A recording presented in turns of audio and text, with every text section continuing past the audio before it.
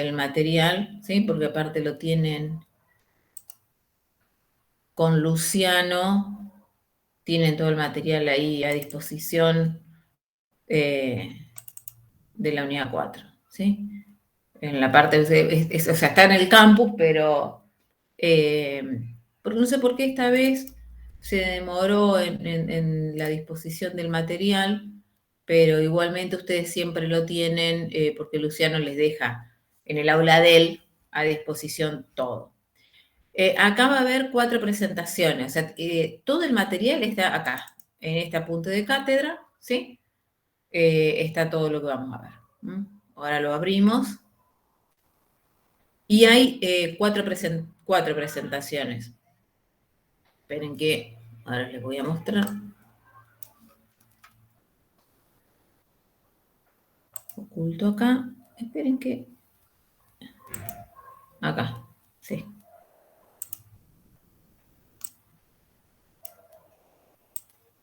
Bueno, todo el material para estudiar de la unidad 4 está todo en el apunte de la cátedra, absolutamente todo.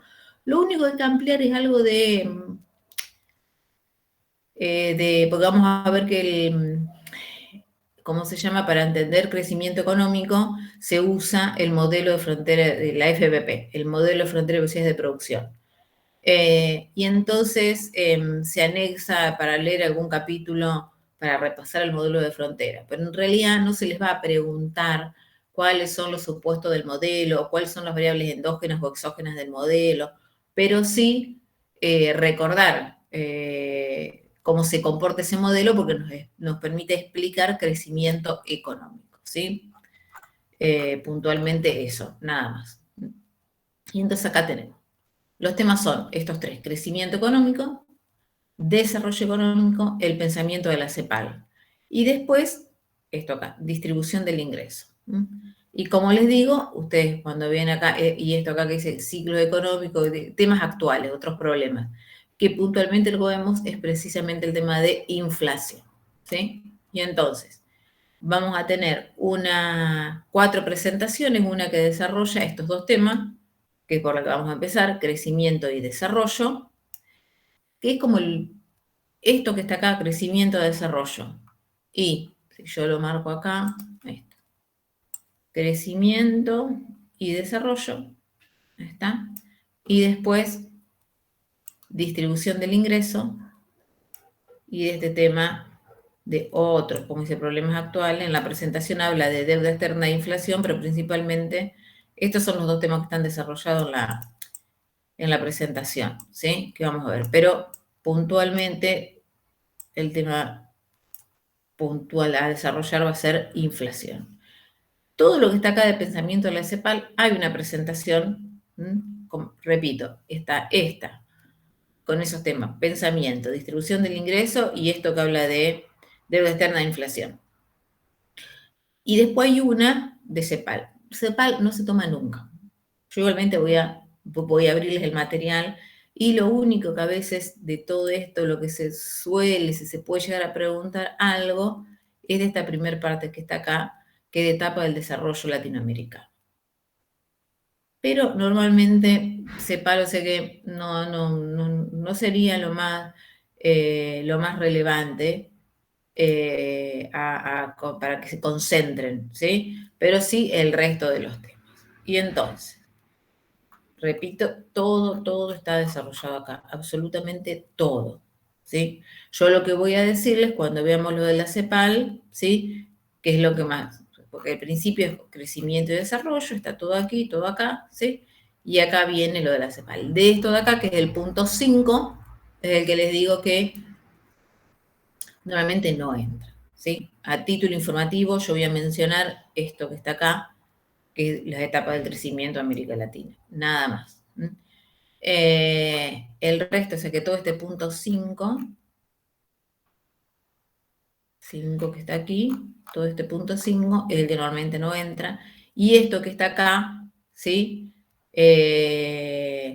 Tampoco con este nivel de desarrollo como están mencionado aquí, tampoco va a entrar. O sea que para que marquen en el apunte, ¿sí?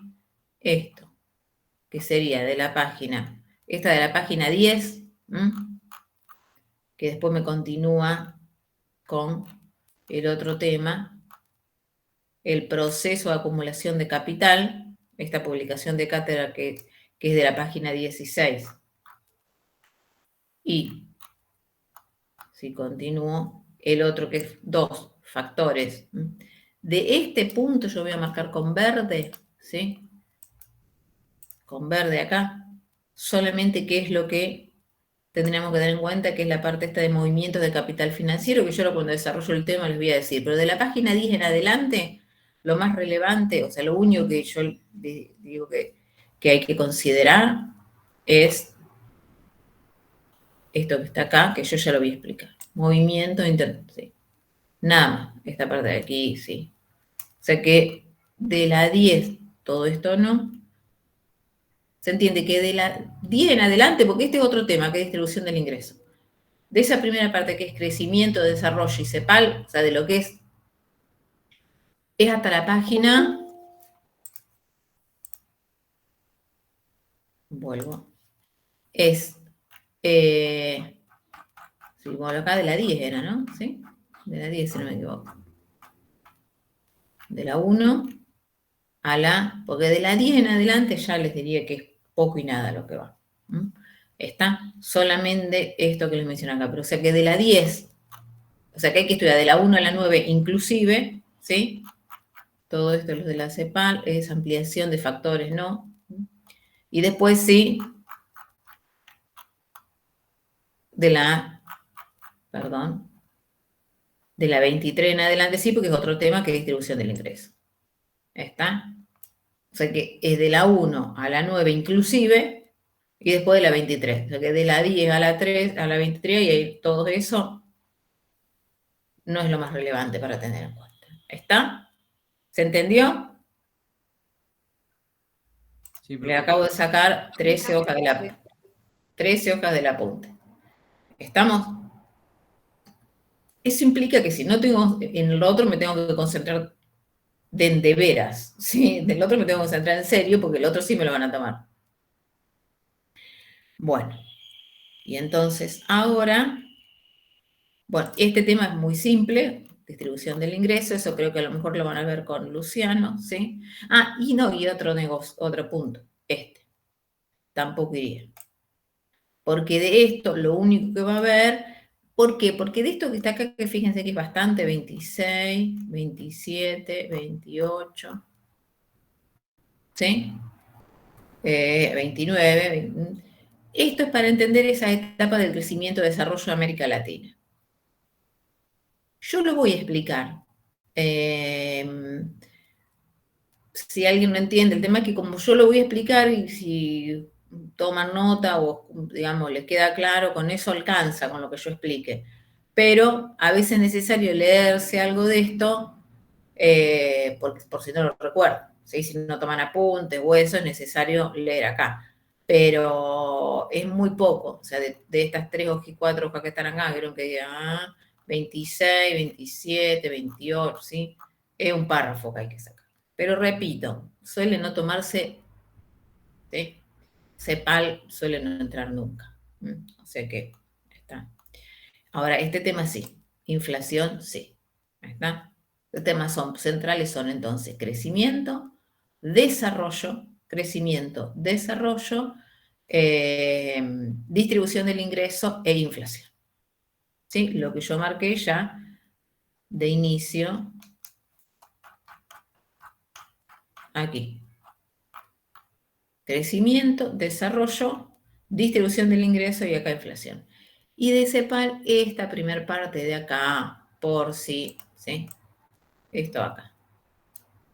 Pero yo lo doy, yo lo voy a dar, pero normalmente suelen no. Pero esto obviamente sí, esto también, y esto de inflación también. Eso sí o sí, hay que saberlo. ¿Está? Y lo que les dije de la punta, acuérdense que había un punto que era factores de crecimiento, ¿sí? Este punto que está ahí, que está acá en el apunte como mucho más desarrollado abajo, a veces para mi gusto suele más complicarle que mejorarle la situación, entonces también es lo que les dije que no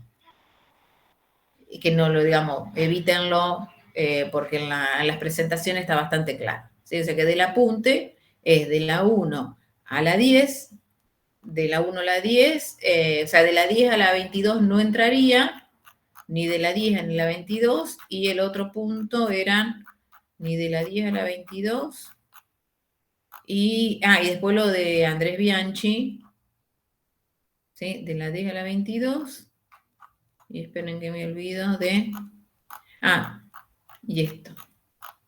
Y el último que está acá abajo, el de Andrés Bianchi, que no me acuerdo ahora en qué hoja estaba. Bueno, porque yo ya se los mencioné. ¿Sí? Inflación y este. Y el de la 26. ¿Sí? O sea, de la 10 a la 22, ¿sí? Y el otro, este de acá, que es de la 26 a la 30. De la 10 a la 22 y de la página 26 a la página 30. Que es bastante, porque acá tienen 11, 12 páginas y acá tienen 4, ¿sí? 15, que yo le diría que casi la mitad del apunte, porque el apunte tiene en total 33. Bueno, listo. Mejor noticia imposible. Eso todo la unidad 4, ¿se entiende? De 33 páginas, y ya les dije que la mitad no son relevantes. Bueno, y entonces ahora me voy a la presentación 1.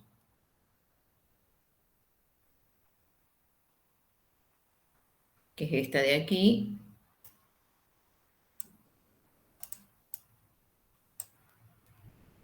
Unidad 4, inflación, no estás después.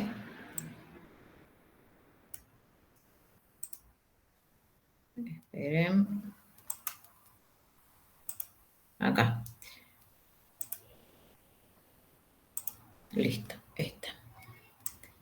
No, esta no, pensamiento de la CEPAL no. Abrí mal, no sé por qué, yo pensé que había. Y esta, sí, yo me equivoqué de abrir. Acá está, esta es la primera. Pero quiero ir ahí está.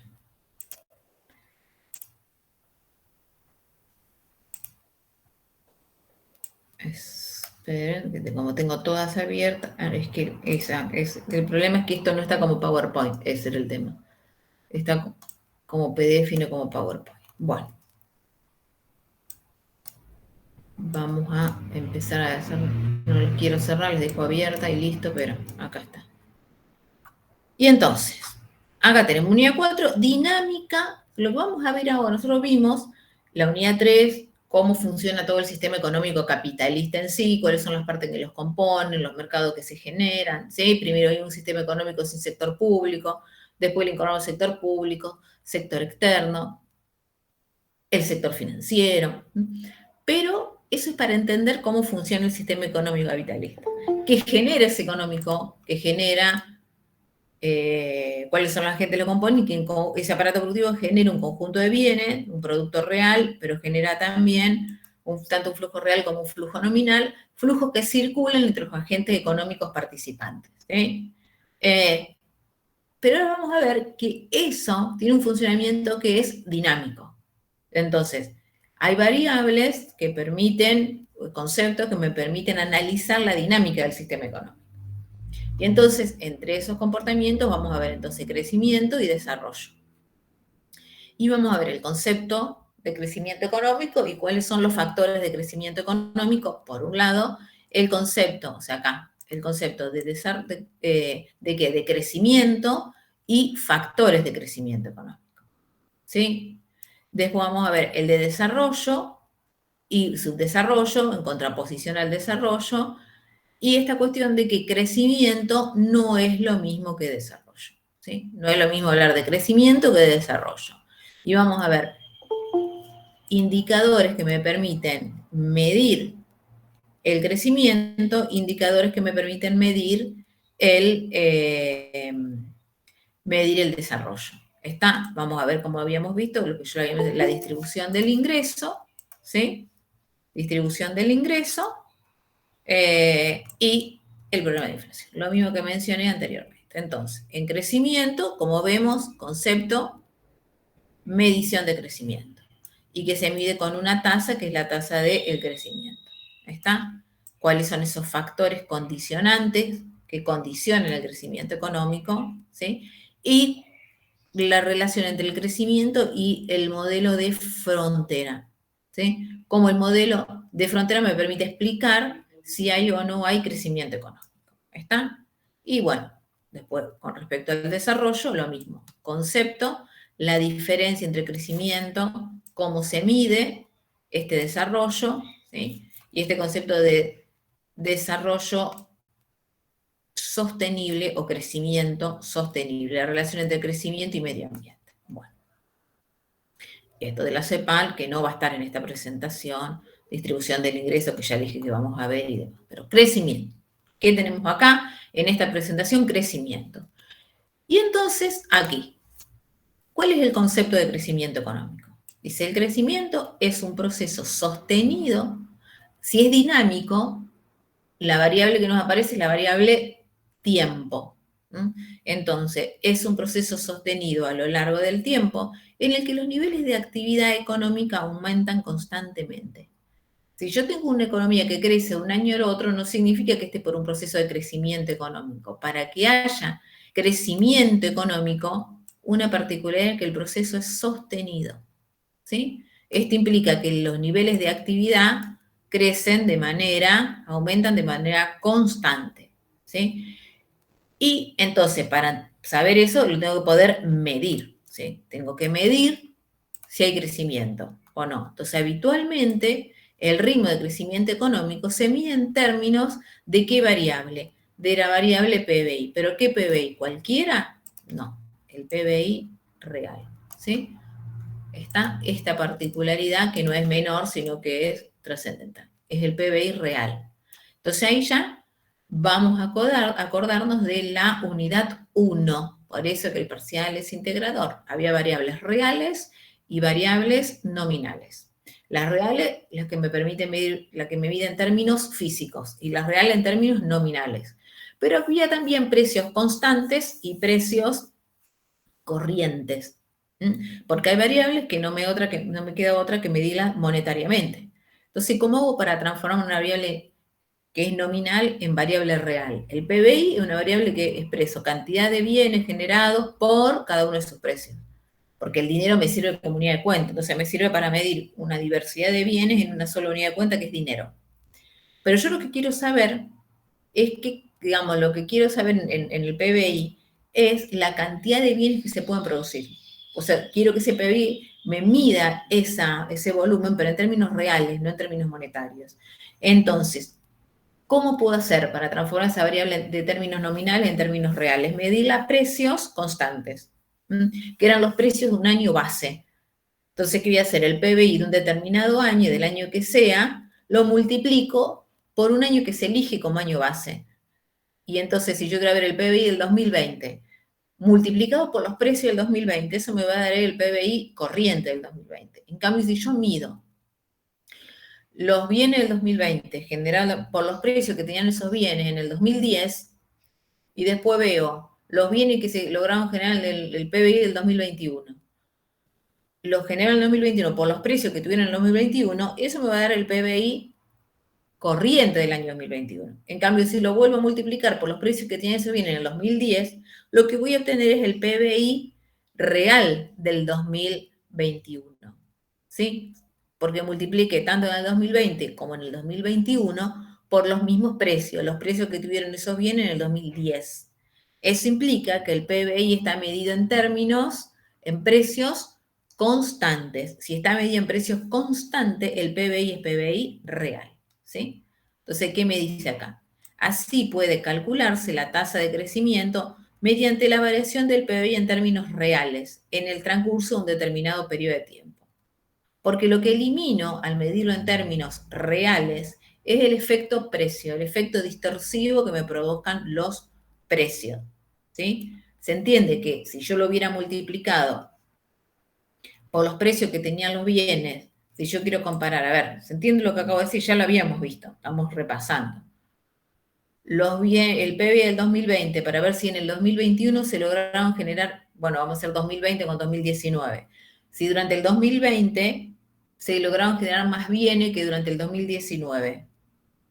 ¿Qué haría? Los bienes del 2019, el PBI nominal del 2019 va a ser el PBI del 2019 multiplicado por los precios que te dieron los bienes en el 2019.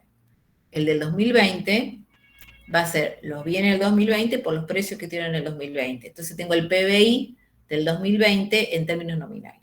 ¿Sí? ¿Cómo hago para medirlo en términos reales? Voy a hacer los bienes del 2019 por los precios del 2010. Los bienes del 2020 por los precios del 2010. Siempre se elige un año en que la economía, y me lo van a dar, o sea, igualmente no se le va a pedir calcularlo en términos reales, pero sí se les va a informar sobre qué año está calculado.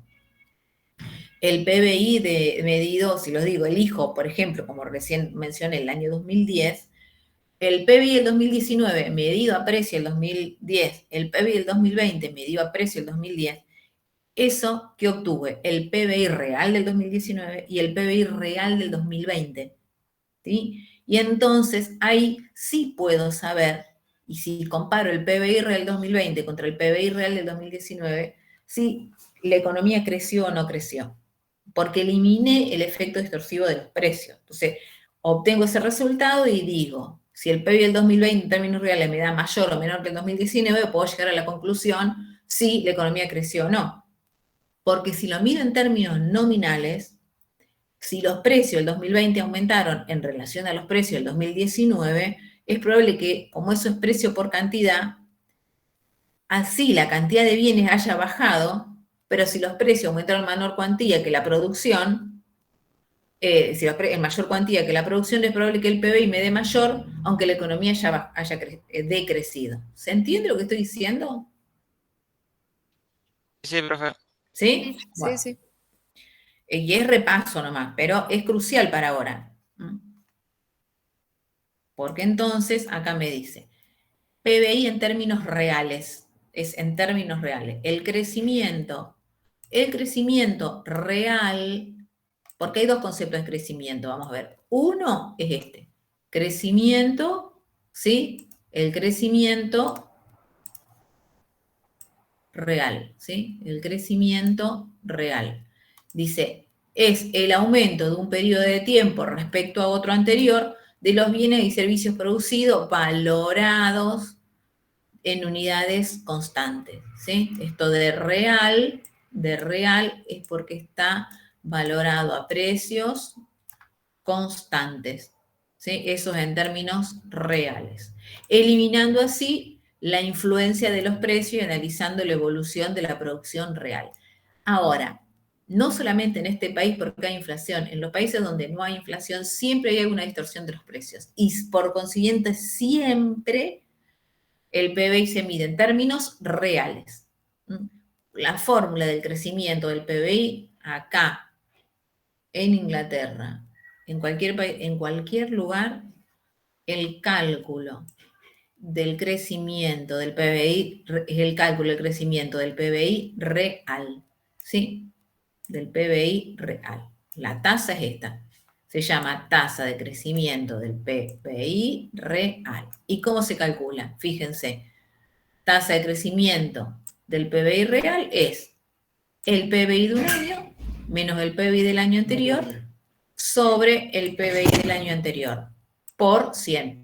Porque como lo que voy a obtener es un porcentaje, al ser un porcentaje, siempre lo tengo, es un cociente multiplicado por 100.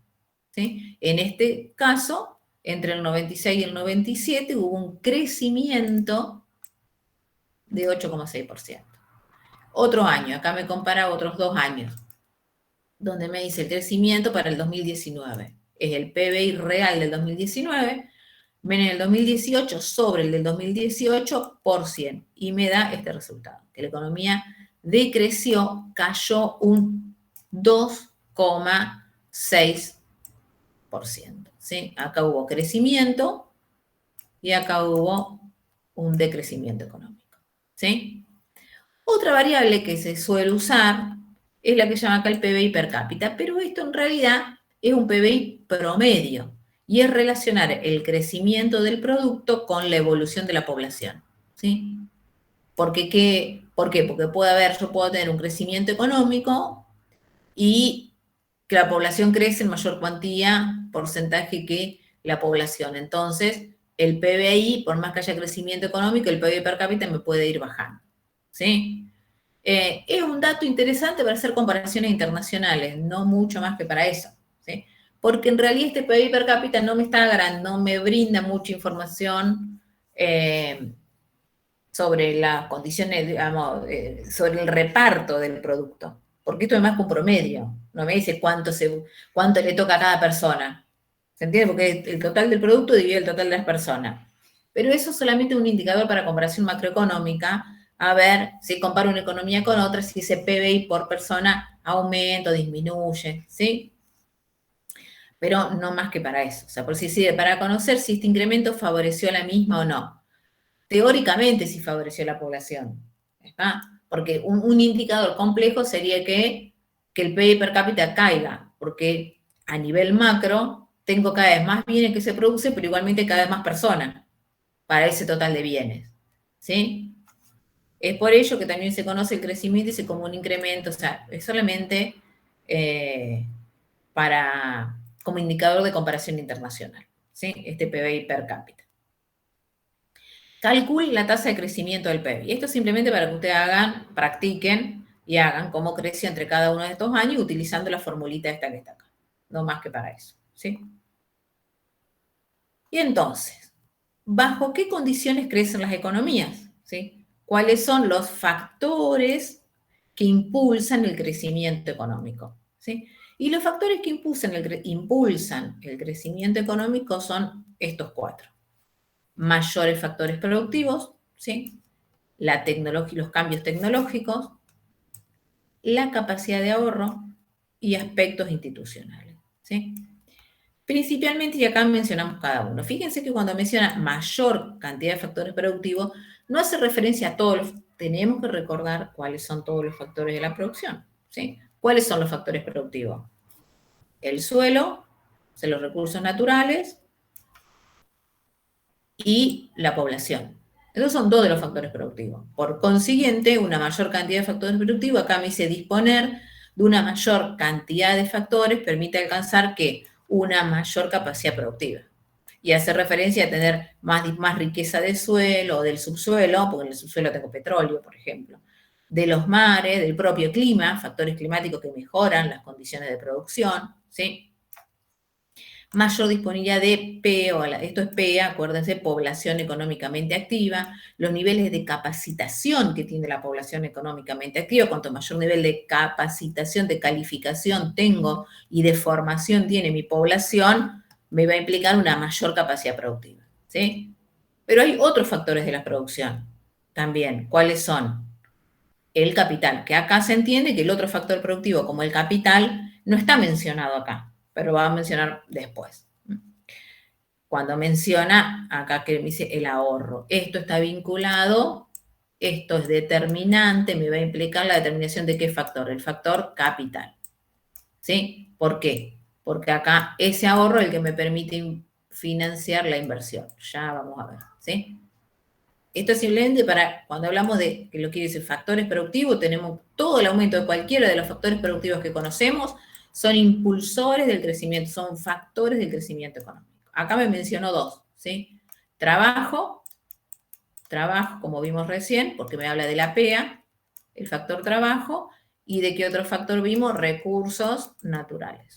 Y cuando acá me habla de ahorro, me habla del otro factor determinante, clásico y estratégico del crecimiento económico, que es la formación de capital, la inversión, ¿sí? Hago eso y después vuelvo a cambio tecnológico. Y entonces, acá tengo el otro factor, ya que lo mencioné, y me dice la capacidad de ahorro de una economía y la actitud de la misma frente al ahorro. ¿Sí? ¿Por qué? Porque para que una economía fomente, digamos, tenga formación de capital, o sea, que genere, que aumente el capital, ¿cómo se financia el capital? El capital se financia con ahorro. ¿Sí? Dentro de una economía, y volvemos, tenemos que recordar lo que ya vimos. Acuérdense, que cuando vimos flujo circular del ingreso, ¿recuerdan cuando vimos flujo circular del ingreso? ¿De qué estoy hablando? Que teníamos esto. Teníamos el aparato productivo por aquí, por un lado, por el otro lado las economías domésticas, ¿sí? Tenemos esto y esto, ¿sí? Esta economía doméstica, y acá teníamos un mercado de bienes y servicios, y acá abajo, es lo mismo, poner economía doméstica y aparato productivo es indistinto. Yo acá puse aparato productivo y acá economía doméstica. Y acá teníamos el mercado de factores y ahí el mercado de bienes. Este aparato productivo ofrece bienes aquí, cuyo destino son la economía doméstica. Y la economía doméstica pagan, ¿sí? Por esos bienes, flujo de ingresos, acuérdense que hay un flujo real y un flujo nominal. Las personas ofrecen el uso de sus factores productivos, las empresas contratan y pagan. Pagan aquí, ¿sí?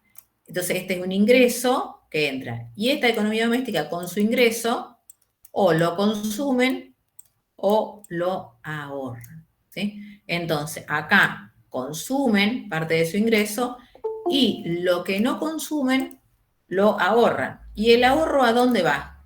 Ese ahorro, ¿sí? Ese ahorro va, acuérdense, a los intermediarios financieros. Nosotros ya vimos el sector financiero. Ese ahorro va aquí, que permite financiar la inversión, ¿sí? Que este aparato productivo, toman el ahorro de esa economía, el ahorro que se genera dentro del sistema y le permite financiar la inversión del aparato productivo. Por eso es estratégico, ¿sí? ¿Qué pasa con el ahorro dentro de un sistema económico? Pero primero, la economía tiene que tener capacidad de ahorro y vieron que me dice la actitud frente al ahorro. El tema es que ese ahorro tiene que ser volcado acá. Ese ahorro me tiene que permitir, el ahorro me tiene que permitir financiar la inversión. Para que me permita financiar la inversión, el ahorro tiene que ser volcado ¿dónde? A los intermediarios financieros. ¿Sí?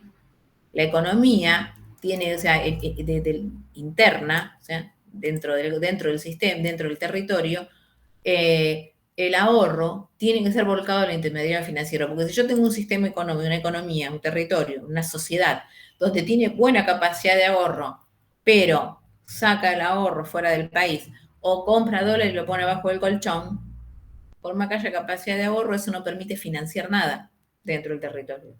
Para que se logre financiar la inversión, ese ahorro tiene que ser volcado a los intermediarios financieros. Para que los bancos de ese territorio tengan un conjunto de depósitos, capten ese ahorro y lo transformen en el financiamiento de la inversión. Si se logra así, las empresas van a tomar créditos y van a capitalizarse. Van a ampliar sus plantas productivas, van a construir más plantas industriales, van a comprar más bienes de capital y eso permite la formación de capital. ¿Se entiende? ¿Sí? ¿O no? A eso hace referencia con este punto 3 que está acá. La posibilidad de ahorrar está relacionada con ¿qué? Entonces, con los niveles de ingreso y con la distribución del ingreso. Porque una economía va a tener, para que la gente ahorre, tiene que tener buenos niveles de ingreso. Porque como vi recién, el ingreso me tiene que alcanzar ¿para qué? Para consumir y ahorrar. ¿Sí? El ingreso me tiene... Entonces, si el ingreso es bajo, ¿sí? No voy a tener capacidad de ahorro. En cambio, si el ingreso es alto, tengo capacidad de ahorro. Y para que la mayor parte de la población tenga capacidad de ahorro, ¿sí? El ingreso tiene que estar distribuido de manera más equitativa. Porque si yo tengo unos pocos que se quedan con mucho y muchos que se quedan con poco, los únicos que pueden ahorrar son aquellos que tienen mucho ingreso. El resto de la población no tiene capacidad de ahorro, ¿sí? Y entonces ahí es más complejo, ¿sí? Porque voy a tener una economía donde hay una gran concentración del ingreso. Y normalmente juega bastante en contra en cuestión del financiamiento de la inversión. Cuando yo tengo una distribución del ingreso bastante equitativa, donde un gran porcentaje de la población tiene ingreso que les alcanza para consumir, pero después para ahorrar, y tenemos un sistema financiero saneado, donde la gente tranquilamente vuelca sus ahorros dentro del sistema financiero, porque pondrá un plazo fijo, que le da una tasa de interés, no bajo el sistema inflacionario nuestro, ¿sí? De que busca sus depósitos ponen plazos fijos, que le permite, le da cierta rentabilidad, pero resguarda el valor de la moneda, porque una de las funciones del dinero es que sirve como depósito de valor, ¿sí? Como motivo, pongo ahí y especulo con que eso me dé una tasa, pero es como resguardo de valor. Si eso funciona de esa manera, la lógica del sistema financiero de estos intermediarios bancarios es eso, captar ese ahorro para prestarlo, para financiar la inversión, ¿sí? Pero obviamente que está relacionado con esto, con los niveles de ingreso de ese territorio, de esa población, y con esa, para que haya buena capacidad de ahorro, necesito buenos niveles de ingreso y distribuido de manera lo más equitativa posible. Esto, como me dice acá, reitero, será importante conocer los mecanismos que pueden permitir que un volumen determinado de recursos se destine a ampliar el stock de capital, a capitalizar la mano de obra o a impulsar el desarrollo tecnológico. ¿Sí? O sea, cuando hablamos acá, que me dice acá de los mecanismos, es lo que yo acabo de mencionar. Los mecanismos que me puedan permitir este financiamiento es que haya confianza en ese sistema y que la gente vuelque sus ahorros a los intermediarios financieros.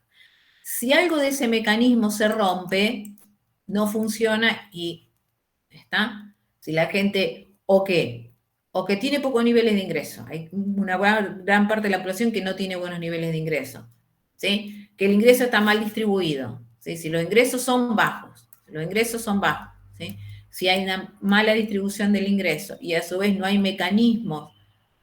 ¿Por qué? Porque la gente no confía en el sistema financiero, en nuestro caso también un portugués y otra cosa que el dinero ya no me sirve, la moneda ya no sirve como depósito de valor, y entonces la gente para ahorrar ahorra en dólar y pone el dólar abajo del colchón y todo eso sucede, y este factor de crecimiento económico lo tengo bastante complicado. O sea que, ¿por qué? Porque o no hay capacidad de ahorro, o esa capacidad de ahorro no hay actitud frente al ahorro. Ese ahorro no se vuelca al sistema financiero. Porque esto me permite, como yo había mencionado acá, precisamente, si esto acontece, lo que me permite es la formación de capital, o sea, financiar la variable inversión. Y después, otro factor de crecimiento es la tecnología. Entonces acá que tengo los cambios tecnológicos. ¿Por qué? La incorporación, la innovación tecnológica, ¿qué es lo que me permite? Mejorar los niveles de productividad de cualquier factor productivo. Eso es lo que me permite la incorporación de tecnología. Siempre me va a permitir aumentar la mayor capacidad productiva. Nuevos métodos para utilizar de manera más eficiente los factores disponibles, de los que dispongo. Los cambios tecnológicos o el progreso técnico permiten sustituir una técnica de producción por otra, obteniendo nuevos bienes en condiciones de costos más ventajosas. Porque si yo puedo con los mismos insumos obtener más producto, en realidad me mejoran los costos. Me baja los costos. Y otros son los aspectos institucionales, ¿sí? Aspectos relevantes que contribuyan a potenciar las posibilidades de crecimiento económico. Esto no habla más que, como dice acá, ejemplos, mayor o menor participación del Estado y los acuerdos públicos y privados. O sea, la relación que tiene, son por eso relaciones institucionales entre el Estado y distintos organismos.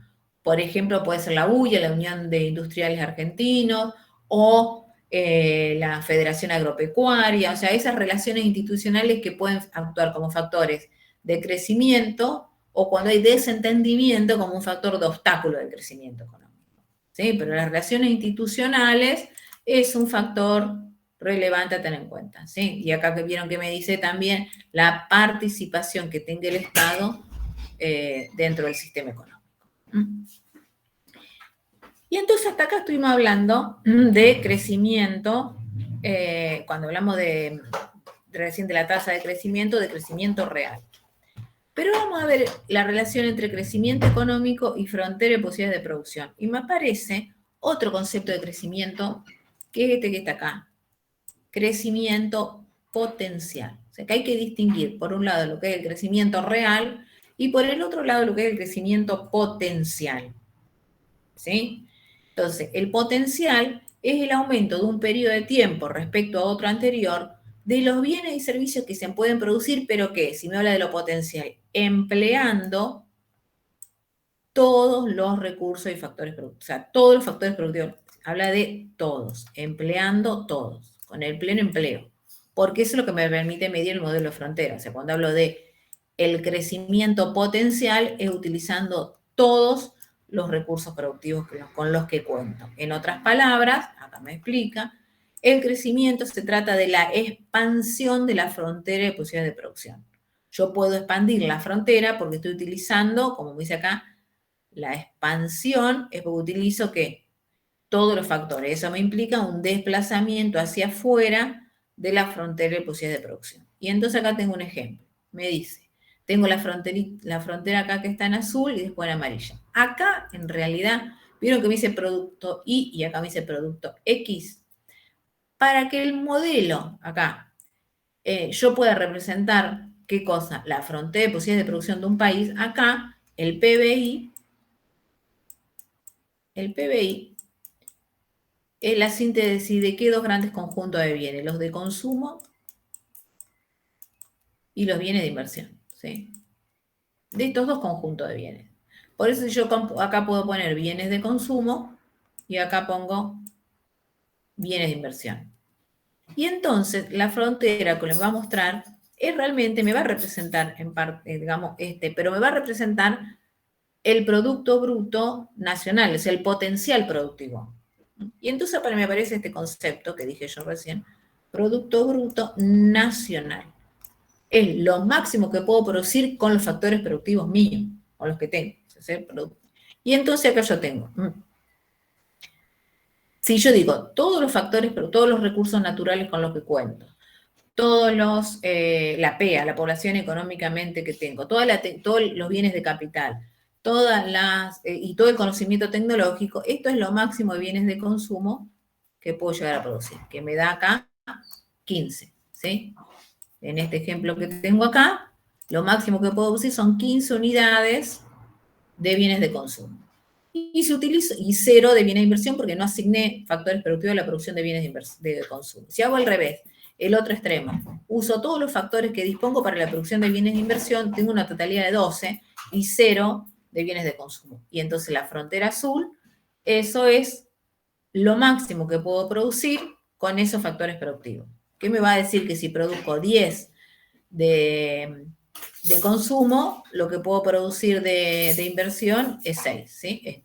Es 6, ¿sí? Y a medida que voy dejando de producir bienes de consumo, es más lo que, o sea, para producir bienes de inversión tengo que dejar de producir bienes de consumo. A uno de 5, 10. Y esas serían todas las combinaciones, ¿sí? Posibles. ¿Está? Ahora, si obtengo más factores productivos, vamos a ver, ahí aumenta la tecnología, hay una innovación tecnológica, ¿sí? O hay más recursos naturales, o ¿sí? Hay una expansión de los factores productivos de la innovación tecnológica que me permite que ahora voy a tener otra frontera de posibilidades de producción. Me voy a poder desplazar hacia afuera la frontera de posibilidades de producción, porque lo que tengo es más factores productivos. Porque esta azul me dice lo máximo con lo que tengo. Más no puedo porque lo que no tengo es más factores productivos, ¿sí? Este es el límite. Si tengo más factores o más tecnología, ahora voy a poder obtener en vez de 15, 20 de bienes de consumo, 14 de bienes de inversión, y eso implica que mi frontera C, como está acá la flechita, se desplace.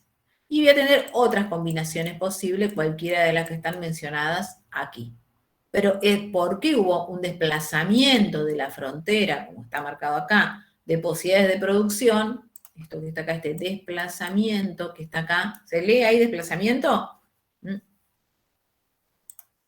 Este desplazamiento fue posible porque lo que hubo es más conocimiento o más, o sea, más tecnología o más factores productivos que implica ese desplazamiento de la frontera. Y acá entonces, ¿qué tengo? La expansión de la curva de posibilidades de producción se denomina crecimiento económico y se produce cuando se da un aumento de la capacidad productiva de una economía, ¿sí? O sea, en realidad acá, la expansión de la curva de producción se denomina crecimiento económico, ¿cómo? Si se expande, crecimiento económico potencial, ¿sí? Crecimiento económico potencial. ¿Está? ¿Se entendió o no? Sí. Bueno.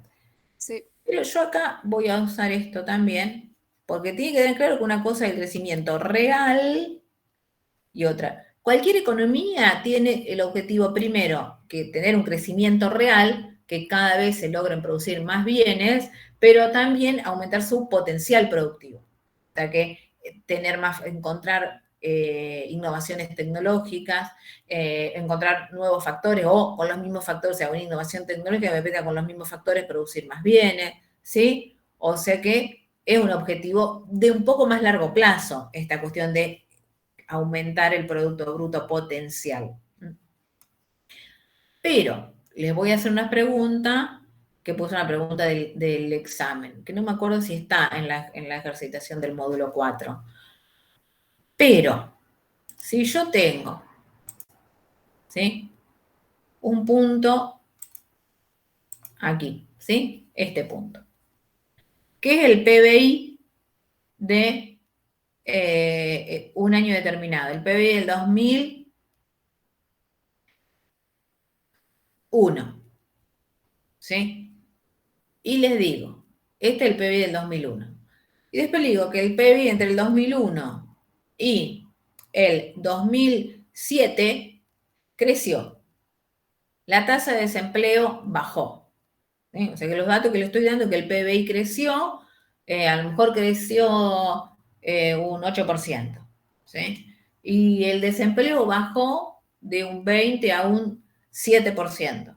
Entonces les dicen ahora, grafique el PBI del año 2007. ¿Dónde lo van a graficar? Lo grafico más acá, lo grafico sobre la frontera. Más hacia la frontera. Más hacia la frontera, pero ¿va a estar posicionado en la frontera? No, ¿Por qué? porque es un punto utópico, digamos, la frontera. Nunca se lo llega al punto ese. Además de que la frontera creció porque bajó el desempleo. A ver, está bueno, pero yo repito lo que dije, lo voy a escribir acá. Dije el PBI real, el PBI real, el PBI real creció. ¿Sí? Y creció, como les dije yo, vamos a poner, no me acuerdo cuánto había crecido, vamos a suponer que creció un 8%. ¿Sí? La tasa de desempleo bajó, ¿sí? Bajó del 21 al 7, o sea, bajó 14 puntos. O sea, pero bueno, bajó la tasa de desempleo. Pero sigo teniendo una tasa de empleo, yo digo, la tasa de desempleo del año 2001, les dije que era, la del 2001 era del 21%. Y la tasa, horrible como estoy escribiendo acá, la tasa de desempleo del 2007, ¿de cuánto es? Les dije yo, es del 7%. ¿Sí? Estos son los datos. O sea que la tasa, lo que más me importa es que esto bajó, pero eso es para darle algún dato, ¿sí? Y el PBI creció. Esta es la del 2001. Este es el del 2001. Vos me dijiste, y estaba bien, que se acerca, ¿sí? Y entonces, ¿a dónde lo voy a tener? Vamos a suponer por acá. Se acerca porque si el PBI real aumenta, es que, ¿qué estoy observando acá? Yo veo que si yo me voy acá, a este eje, en este punto y perdón, voy a borrar esto. Voy a tratar de que quede lo más prolijo posible. Y yo bajo acá. Acá tengo, ¿sí? Esto es el volumen de que se puede producir, la cantidad de bienes de, esto era consumo y esto era inversión. Acá vamos a suponer, ay, perdón, 4 de bienes de consumo y casi 3 de bienes de inversión, un poco menos, ¿sí? Esa es la combinación del PBI real que me va a dar. Con este otro PBI, yo tengo esto de bienes de consumo, vamos a suponer que sea 9, ¿sí? Pero sí o sí que tengo que hubo un aumento, ¿sí?, de consumo. ¿Y qué pasó con la...? Y si yo bajo acá, vamos a suponer que justito acá me calzó en 6, pero me fui de aquí a acá. Yo sé que hubo un incremento tanto en bienes de consumo y bienes de inversión, que es lo que me está mostrando un crecimiento real. Se lograron producir más bienes tanto de consumo como de inversión. ¿Sí? Ahora, ¿por qué no estoy sobre la frontera? ¿Qué dato de esto que tengo acá? Este dato implica que me estoy acercando a la frontera, porque lo que logro es puede producir más bienes. ¿Por qué pudo producir más de ambos bienes? Porque ¿qué tenía? Recursos, los factores productivos estaban siendo totalmente empleados. ¿Sí o no?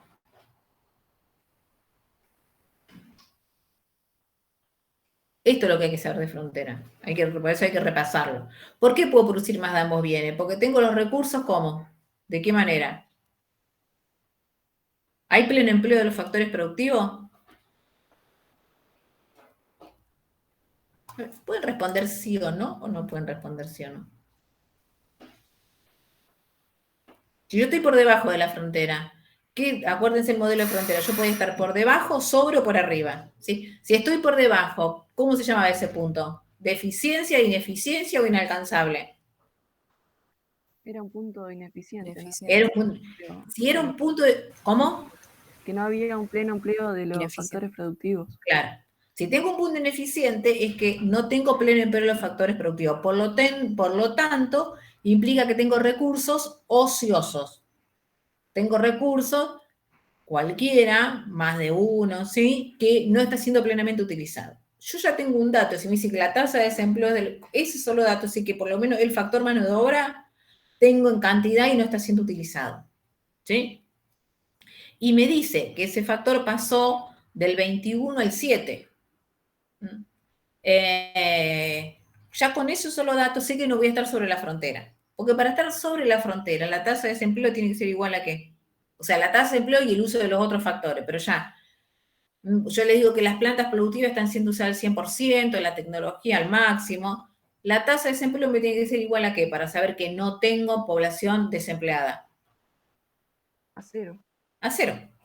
Si yo tengo que la tasa de empleo, aunque sea del 2%, me voy acercando a la frontera, pero no voy a estar sobre, porque para estar sobre, la tasa de empleo tiene que ser cero. Y acá me dice que bajó del 21 al 7.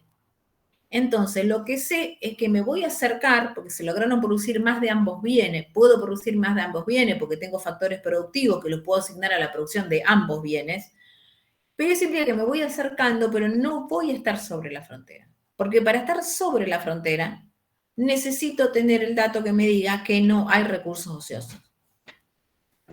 ¿Se entendió? ¿Sí? Entonces, lo que hago acá con estos dos datos, sé que me acerco, pero la tasa de desempleo bajó, pero sigue siendo el 7. Por lo tanto, no voy a estar sobre la frontera de posibilidad de producción. Pero acá lo que estamos hablando de crecimiento real, del aumento de este PBI real. Entonces, el modelo de frontera también me permite visualizar tanto lo real como lo potencial.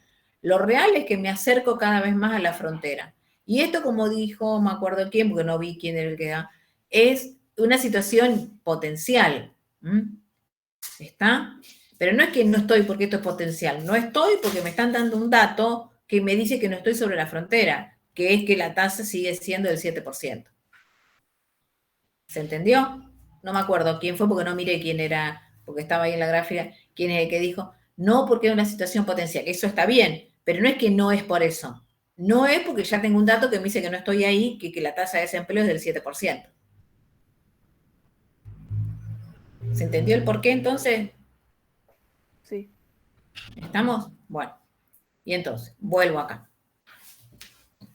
Hay que distinguir esos dos conceptos, PBI real y PBI potencial, y que el modelo de frontera me sirve para explicarme ambos. Acercarme a la frontera, cuando voy acá, hablo del crecimiento real. Y cuando se desplaza la frontera, hablo de crecimiento potencial. ¿Sí? Y entonces acá tenemos beneficios, como dice acá, y costos del crecimiento económico. ¿Sí? ¿Por qué? Vamos a ver cuáles son los beneficios. ¿Sí? Beneficios. Es el puntapié inicial para alcanzar un nivel, o sea, el crecimiento económico no me garantiza que la población viva mejor. Lo único que me informa es que en ese territorio, en esa sociedad, se producen más bienes. Nada más. Es una condición necesaria, pero no es una condición suficiente para que mejorar, ¿sí? Esto que me dice acá, un nivel de vida mejor. Es necesario, pero no me garantiza en absoluto la mejora de la calidad de vida de la población. Eso me lo va a medir el desarrollo, ¿sí?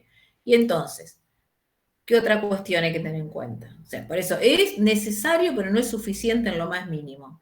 No, digamos, una economía puede estar pasando por un periodo de crecimiento económico sostenido a muy buenas tasas y la población no mejorar su condición de vida. Solamente mejoran su condición de vida muy pocos y muchos empeoran o estancan su calidad de vida.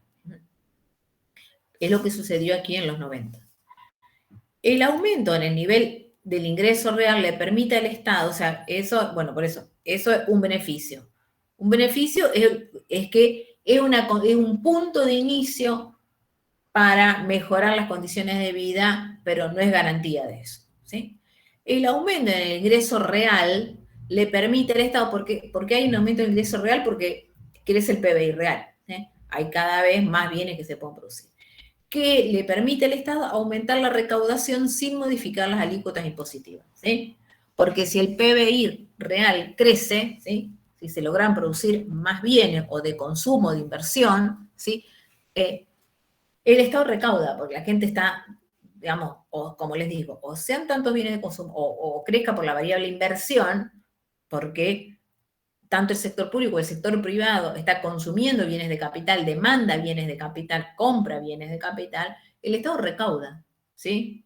Recauda, por ejemplo, si hablamos por el lado de la demanda, al comprarse bienes va a recaudar más de IVA, ¿sí? Porque hay más nivel de adquisición de bienes. Entonces, lo que me dice, no tiene necesidad de aumentar la alícuota, porque recauda más porque la economía está en movimiento, ¿sí? Porque al consumir más bienes, recauda. Si estaría estancada, la única manera de aumentar su recaudación es que tendría que aumentar la alícuota. Si vendo 100 unidades a 1.000 pesos y después vendo 150 a 1.000 pesos, recauda más porque aumenté el volumen de productos que se lograron vender. En cambio, si no, si en vez de 100 sigo vendiendo 100 o en vez de 100 vendo 80, una manera de aumentarlo es que en vez de cobrar el 21 el IVA, cobre el 25.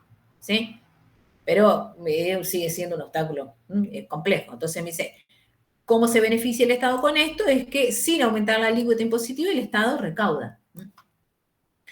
Las políticas redistributivas no generan costos para algunos en beneficio de otros. O sea que el Estado ahí tiene un flujo de ingresos para articular un conjunto de políticas redistributivas del ingreso sin necesidad, pero también está relacionado con esto, ¿sí? Tiene un flujo de ingresos que le permite generar, por ejemplo, políticas redistributivas. Y obviamente si la economía crece, está aumentando el empleo y por lo tanto cae el nivel de desempleo, ¿sí?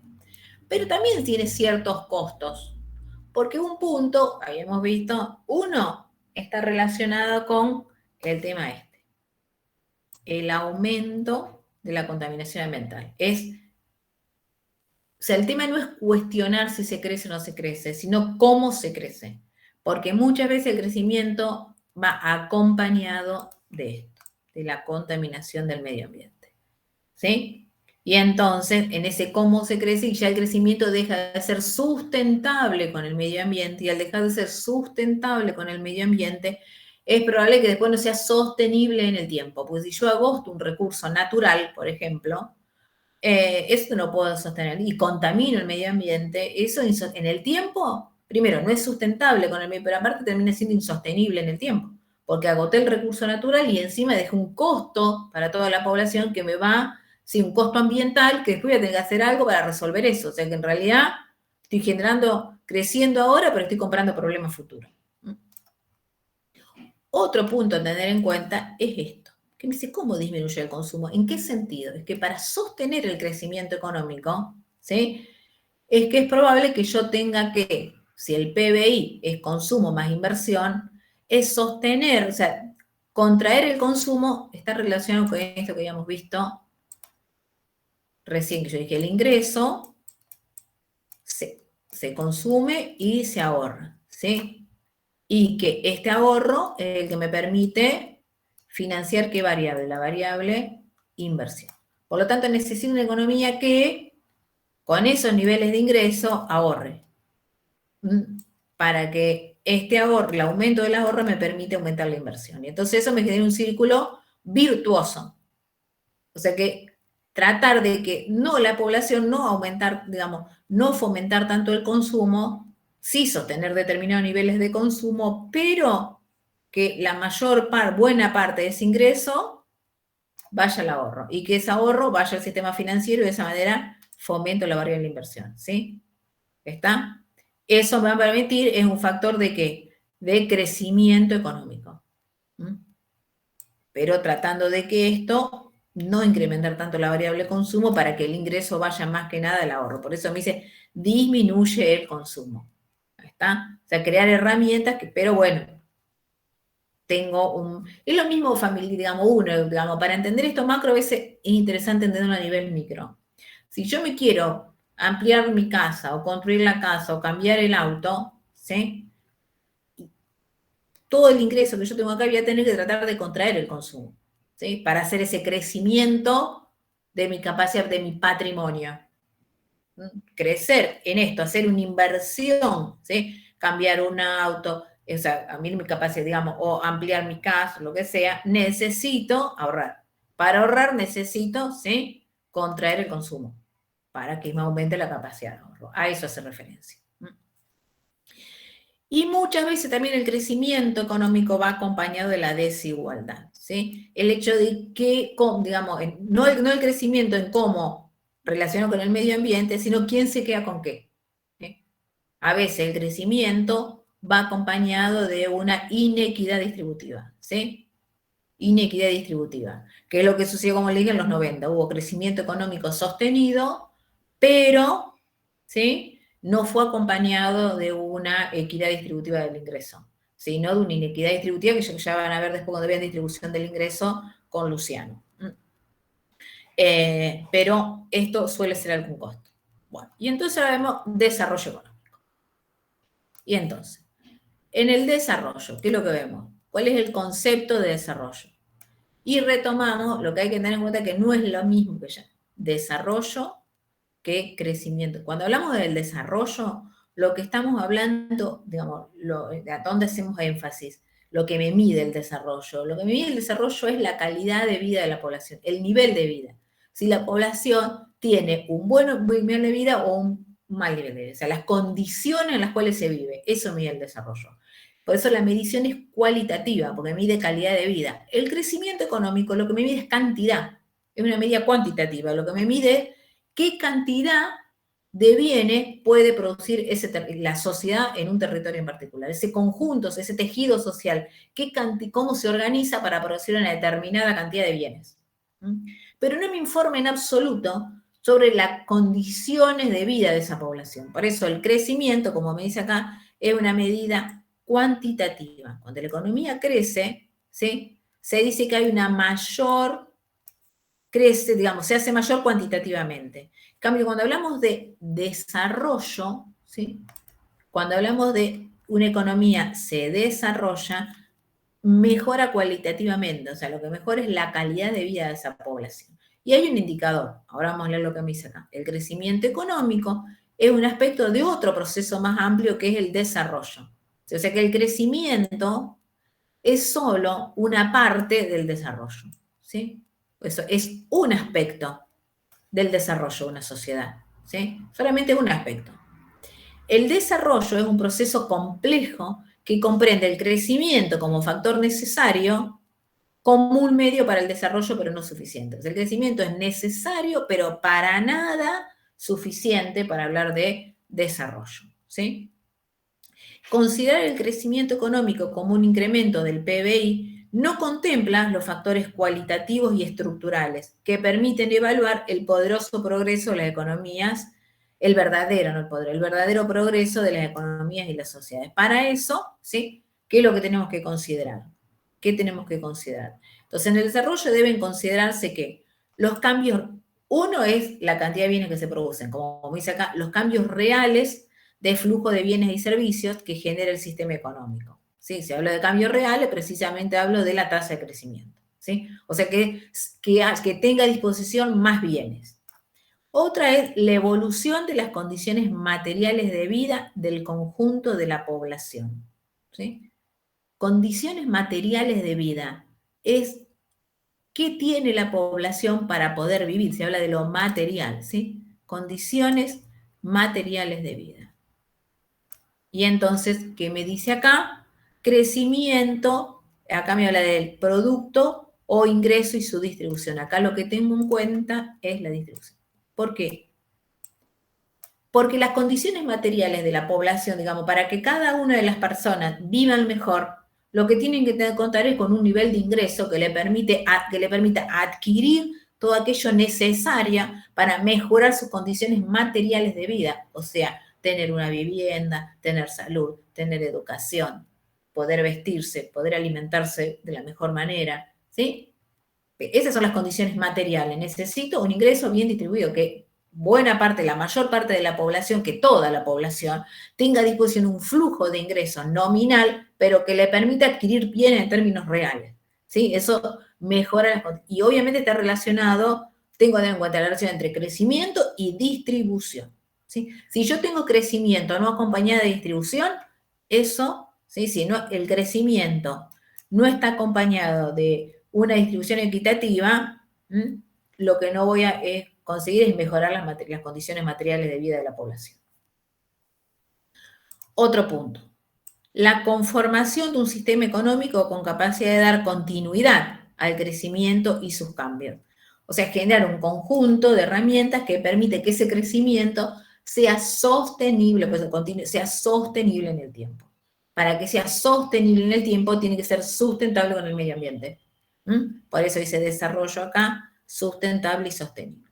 Si yo estoy agotando un recurso natural, es probable que tarde o temprano eso, como les dije, estoy comprando problemas futuros, porque genera una contaminación ambiental, el recurso, ese ya llega un momento que no lo voy a tener más a disposición y como les dije, generé un montón de costos que los voy a tener que resolver.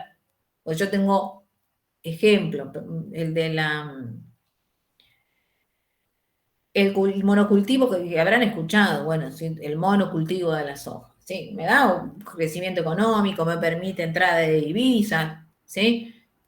Porque es uno de los productos que más se exportan, o sea que está. Nadie dice que no hay que producir soja, pero eso tiene costo, ¿sí? Porque el monocultivo, ¿qué significa esto de monocultivo? Que anteriormente había rotación en el uso de la tierra. Primero se producía soja y después se alternaba. Una cosecha de soja, una cosecha de trigo, de maíz, iba alternando. Pero está la rentabilidad de la soja que en realidad me conviene económicamente, desde el punto de vista económico, producir siempre. Entonces, el tema es que cuando yo digamos, siempre utilizo esa parcela de tierra para producir un solo cereal los cereales, ¿por qué se alternaban? Es porque yo no tengo idea de cuáles son digamos, las cuestiones de qué es lo que aporta y qué es lo que no aporta, pero si uno aporta, digamos, aporta determinados nutrientes a la tierra y saca otros, ¿sí? Y entonces cuando lo alterno, logro ese equilibrio ecológico ahí, ¿sí? Si yo siempre coloco uno solo, digamos, hago monocultivo, agoto ese recurso natural, ¿sí? Porque siempre le está sacando a la tierra lo mismo y no le está aportando. Entonces, eso es un problema. Sumado a que la cantidad de agroquímicos que se usan, ¿sí? Contaminan tanto las napas de agua como digamos, como el aire, y por consiguiente, eso trae efectos, ¿sí? Contaminantes. Y ahí ¿eso qué va a implicar? Que no es sostenible con el medio ambiente. Si hablamos otro ejemplo de vaca muerta, ¿sí? La extracción de petróleo con ese tracking, creo que se llama, no me acuerdo bien el nombre, bueno, con ese sistema, desde el punto de vista medioambiental es desastroso. Cualquiera que se dedique a la actividad o conoce a algún ingeniero que se dedique a la actividad del petróleo, de la extracción de petróleo, distinto es el pozo. Encuentro el pozo de petróleo, hago perforo y saco.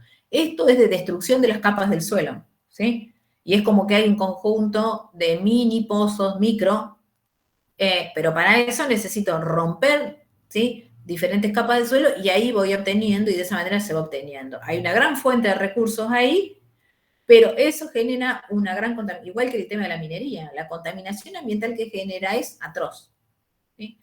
Y entonces hay que preguntarse cuáles son esas condiciones de crecimiento, si eso va a ser sostenible, sustentable, y por lo menos tratar de minimizar los riesgos ambientales. ¿Está? Bueno. Y entonces, el otro, y acá me dice, el desarrollo, en definitiva, persigue 3 objetivos. ¿Cuáles son esos 3 grandes objetivos a tener en cuenta? Uno de esos 3 grandes objetivos es aumentar la disponibilidad de bienes, que lo del crecimiento económico, condición necesaria, pero no suficiente. O sea que una condición es que la gente tenga a disposición más bienes. Eso es tener una tasa de crecimiento real. Más cantidad de alimentos, de vivienda, sanidad, ¿sí? Porque eso viene porque disponer de más bienes me dicen que sirven para el sustento vital y mejor, ¿sí? Y otra cuestión es que haya más disponibilidad de bienes, pero para que esa disponibilidad de bienes llegue al alcance de la población, necesito, ¿sí? ¿Sí? Una buena distribución, que haya más disponibilidad de bienes para cada una de las personas. El PBI tiene que crecer, pero tiene que ir acompañado de un proceso de equidad distributiva para que la gente pueda acceder a los bienes.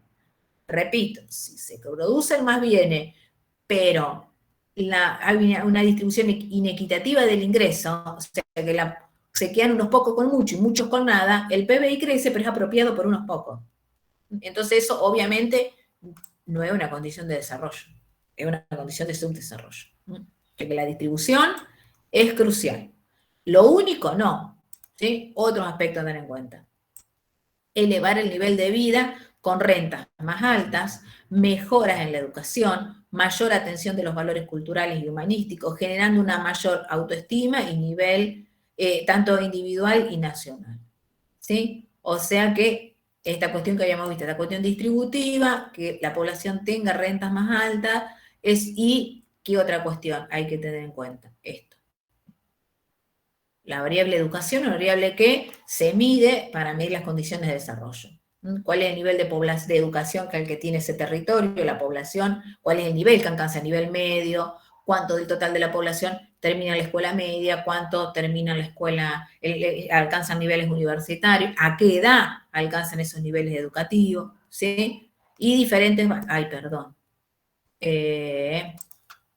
valores culturales y demás a tener en cuenta. ¿Sí? O sea, indicadores que me permiten cuantificar si se eleva o no el nivel de vida de una población. Y el otro, como dice, que es aumentar el margen de posibilidades de elección económica y social, liberando a los individuos de la dependencia de otros individuos o países, como así también la ignorancia, la miseria humana. O sea, obviamente que acá están relacionados uno con otro. Yo tengo, como dice acá, aumentar el margen de posibilidades de elección económica y social. Digamos, yo puedo elegir, no cualquiera puede elegir. ¿Sí? Yo elijo si voy a tomar un trabajo o no, elijo qué es lo que voy a estudiar, elijo si tengo la posibilidad de elegir. Cuando tengo una población, un porcentaje de la población, el 50% de la población es pobre, ¿sí? Los niños vulnerables que están en condiciones de pobreza y de vulnerabilidad no eligen. Esa gente no elige, ¿se entiende? No tiene ninguna posibilidad de elegir. Hace lo que puede con lo que tiene. Pero los que tenemos la posibilidad de elegir, somos aquellos que disponemos de un nivel de ingreso que me permite elegir. ¿Sí? Me va a permitir elegir, ¿sí? Si tomo algún trabajo o no, si puedo estudiar o no, qué puedo estudiar. Hay gente que no elige. Entonces, una sociedad tiene buen nivel de desarrollo cuando la mayor parte de la población tiene la posibilidad de elegir. Bueno. Pero cuando hablamos de la libertad, hablamos de elegir. Ahora, depende, ¿sí? Depende de cuántos son los que pueden elegir. ¿Está? Si un país, una población del 50% de la población es pobre, y más de algunos de esos pobres encima no solamente son pobres, sino que son indigentes, la libertad no existe. A ver si se entiende esta cuestión de... Y aparte ya explico acá, por las dudas, esto de... Una persona es pobre, digamos, ¿cuál es el concepto de pobre? La diferencia entre pobreza e indigencia. Es pobre aquel que, lo que se llama la canasta familiar, lo digo ahora, después lo van a retomar cuando vean inflación, pero Para medir inflación lo que tengo en cuenta es una canasta básica de bienes, ¿sí? O sea, de los ingresos. ¿Vino cuando dice sube la canasta o no baja la canasta básica de bienes? O cuál es el ingreso mínimo para poder sobrevivir. Ese indicador es lo que me permite determinar los niveles de pobreza y indigencia. Es que en esa diversidad de bienes, aquel conjunto de bienes, tanto de bienes como de servicios, que se necesita una familia tipo para vivir. O sea, el alquiler de una, o sea, sostener una propiedad, los impuestos que haya que pagar, lo que se paga en una prepaga de salud, en la cuota de un colegio, el consumo de alimentos, digamos, y servicios, como un servicio, como le digo, salud, educación, que mencioné, vestimenta, todo eso, para vivir necesitamos una diversidad de bienes y de servicios, ¿sí? Por lo tanto, tiene un costo, ese es el costo de vida. Y entonces, pues comparo los niveles de ingreso de la población con eso que tiene un costo dado. Cuando el ingreso no alcanza a cubrir la totalidad de esa canasta básica de bienes, en la población, digamos, cuando el ingreso que te percibe una familia no alcanza para cubrir eso, entran las condiciones de pobreza, ¿sí? Cuando no alcanza los ingresos que se perciben para cubrir la totalidad de esos costos. Esos ahí empiezan a ser pobres. ¿Cuándo es indigente? Dentro de esa diversidad de bienes, un conjunto es solamente alimentos, ¿sí? Uno es solo alimentos. Y entonces, cuando esa canasta de bienes no siquiera alcanza a cubrir los alimentos, ahí estamos hablando de indigencia. O sea, que aquellas familias o personas cuyos niveles de ingreso ni siquiera le alcanzan para alimentarse. Eso es indigencia, ¿sí? Esos son indigentes. Entonces, no es lo mismo indigencia que pobreza. Indigencia es cuando ni siquiera los niveles de ingresos que perciben alcanza para alimentarse. Y pobreza cuando alcanza para alimentarse, pero no para cubrir el resto de la diversidad de bienes y servicios que se necesitan, ¿sí? Entonces, cuando tengo una población que la mitad no alcanza estas condiciones, o están entre la pobreza y la indigencia, esa población no tiene posibilidad de elegir absolutamente nada, ¿sí? Sobrevive como puede.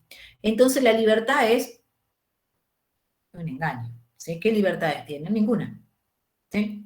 Yo tengo libertad cuando puedo elegir. Si no puedo elegir, mis condiciones de libertad son mentirosas. O sea que nosotros estamos como igualmente, aclaro, ahora vamos a medir, lo voy a hablar de los niveles de desarrollo. Si continúo antes de decir lo que quiero decir. Y entonces acá hablo, desarrollo sostenible. Y él me dice, ¿qué es la sostenibilidad? Sustentabilidad en realidad es sustentabilidad. No, sostenibilidad, dice acá, sostenibilidad. Porque es como un trabalengua sustentable o sostenible, ¿sí? Lo que es sustentable es sostenible en el tiempo, ¿sí? Entonces, el crecimiento sostenible trata de contemplar el crecimiento económico con el medio ambiente. No se trata de cuestionar si se crece o no, sino cómo se crece, Un modelo de crecimiento consecuente con la conservación del medio ambiente exige cambios tanto en el consumo como en la producción. Aclaro, porque yo estuve hablando hasta ahora, ¿sí?, de las condiciones de producción. Cómo se produce, qué se produce, bajo qué condiciones se produce, que es probable que no sea sostenible con el medio ambiente. Pero también hay que tener en cuenta la responsabilidad nuestra como consumidores. ¿Qué tipo de bienes consumimos? ¿Cómo consumimos? ¿Sí? Porque eso también, los niveles de consumo suelen ser ir en contra del medio ambiente. O sea, innovaciones tecnológicas que puedan producir, digamos, una manera es innovaciones tecnológicas que puedan producir el consumo energético, reducir el consumo energético, salvar el recurso, además de mejorar la salud de los trabajadores, reducir los niveles de contaminación ambiental y demás, ¿sí? Después, bueno, y entonces ahora vamos a hablar de cómo se mide, qué indicador me mide las condiciones del desarrollo económico, ¿sí? Y entonces, así como vimos que el crecimiento económico se mide con la tasa de crecimiento del PBI real, el desarrollo, hay un indicador que me lo mide que se llama IDH, esto que está acá, el IDH. El IDH es el indicador que mide el desarrollo económico, ¿sí? Este índice de desarrollo humano. Ese es el indicador que me lo permite medir. El crecimiento con la tasa de crecimiento del PBI real y el desarrollo se mide con el IDH. Acá repetimos, acá me dice que el crecimiento es un medio para lograr elevar el nivel de vida de la gente, pero es solamente un medio. ¿sí? Dice, Naciones Unidas, a través de un programa, las Naciones Unidas, a través de un programa que se llama el PNUD, ¿sí? A través de un programa y un número muy amplio de indicadores, intenta realizar una aproximación a las condiciones de vida de la población. O sea, un indicador que se aproxime para poder cuantificar, medir de alguna manera las condiciones de vida de la población, ¿sí? Y distinguir entonces los países, si tienen niveles de desarrollo, ¿sí? Hacer comparaciones de las condiciones de desarrollo entre los países, ¿sí? Y entonces, este IDH es una medida resumen, es una medida resumen de la evaluación de progreso a largo plazo en 3 dimensiones básicas del desarrollo, ¿sí? O sea que sintetiza 3 dimensiones que se tienen en cuenta. Una dimensión, y vamos a verla acá, una es una vida larga y saludable, que la población, indicadores que me permitan medir eso, ¿sí? Las expectativas de vida que tiene la población, que vivan mucho tiempo, pero de buena manera, ¿sí? El acceso a la educación, otra variable es la educación, salud, educación y un nivel de vida digno, ¿sí?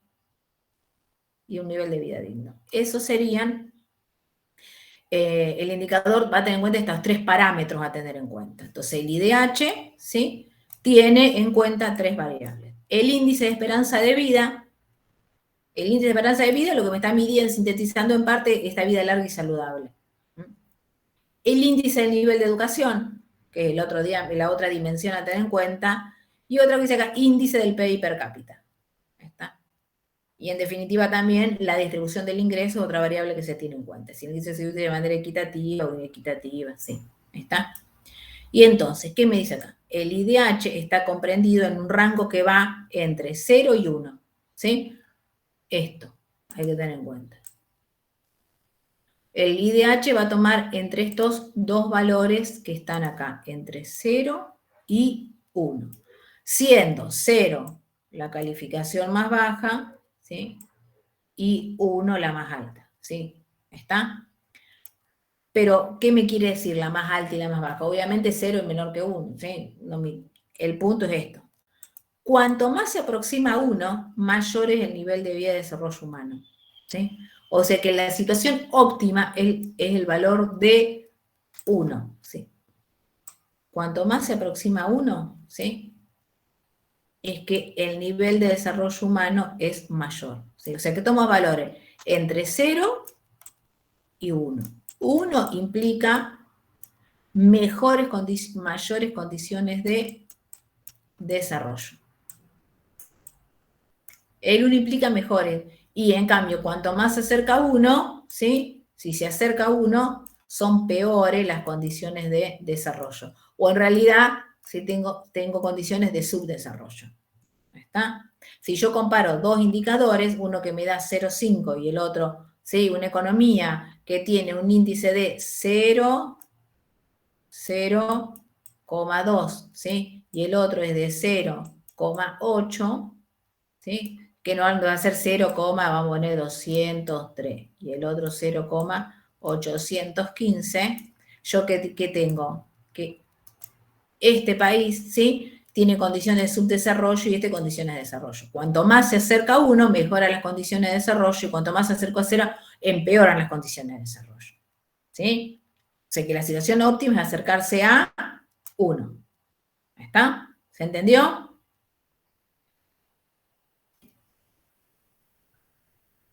¿Sí o no?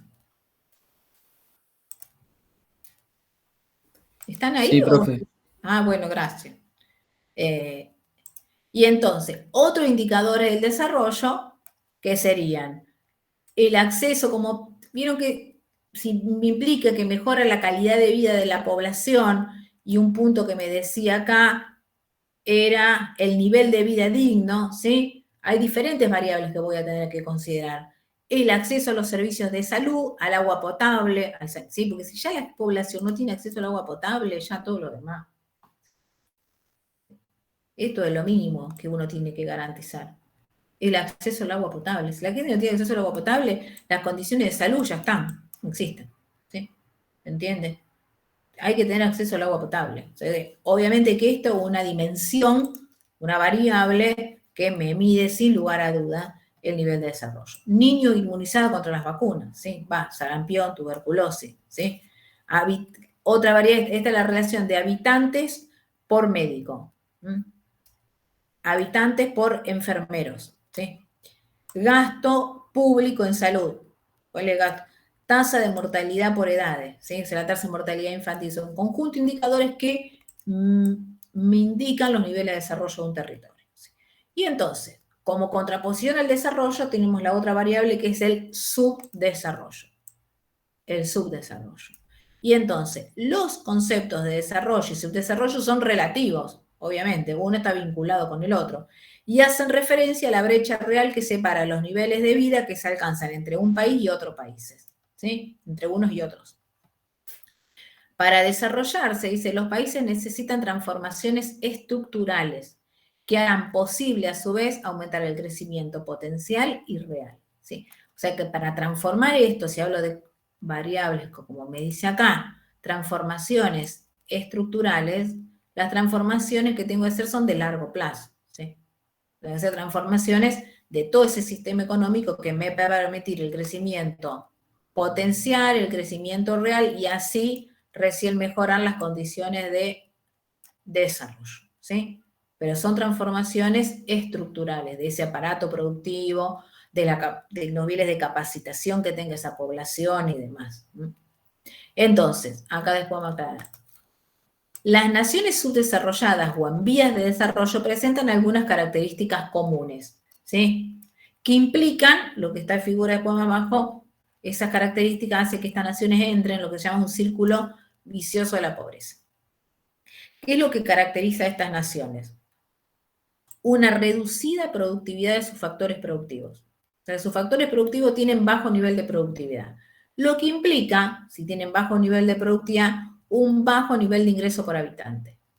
Grandes diferencias en la distribución del ingreso es otro factor a tener en cuenta, otra condición. Digamos, son economías con una distribución inequitativa del ingreso. Unos pocos tienen mucho y el resto, que son muchos, tienen poco, ¿sí?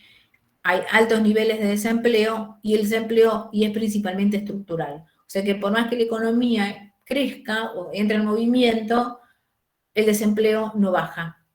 ¿Por qué? Porque lo que esta población no tiene es capacidad de incorporarse al mercado laboral, en parte porque lo que tienen es un poco nivel de capacitación. Entonces las empresas demandan empleo, puede ser que demanden, ¿sí? Pero esta oferta laboral no tiene la capacidad de poder incorporarse al mercado laboral, porque lo que necesitaría es previamente, por eso el problema es estructural, poder capacitarse, ¿sí? Haber tenido acceso a la educación en tiempo y forma. Modificar eso me va a llevar un tiempo. Tengo que modificar el sistema educativo, o sea, ¿está? Por eso el problema es estructural. Población sin aptitudes adecuadas como consecuencia del analfabetismo, o sea, falta de capacitación, inadecuación de las instituciones educativas disponibles y la rígida estratificación social, ¿sí? Las condiciones de vida que contemple el estudio de desarrollo humano de las Naciones Unidas suelen estar deterioradas, o sea, tienen condiciones de vida, estas contempladas en estos indicadores, que vislumbran muestran situaciones de deterioro, ¿sí? Baja formación de capital, y todo esto genera baja formación de capital. Yo tengo población que no está capacitada, por lo tanto sus salarios son bajos, por lo tanto no tienen capacidad de ahorro. Entonces, si la mayor parte de la población tiene esta problemática, es una economía que no tiene capacidad de ahorro.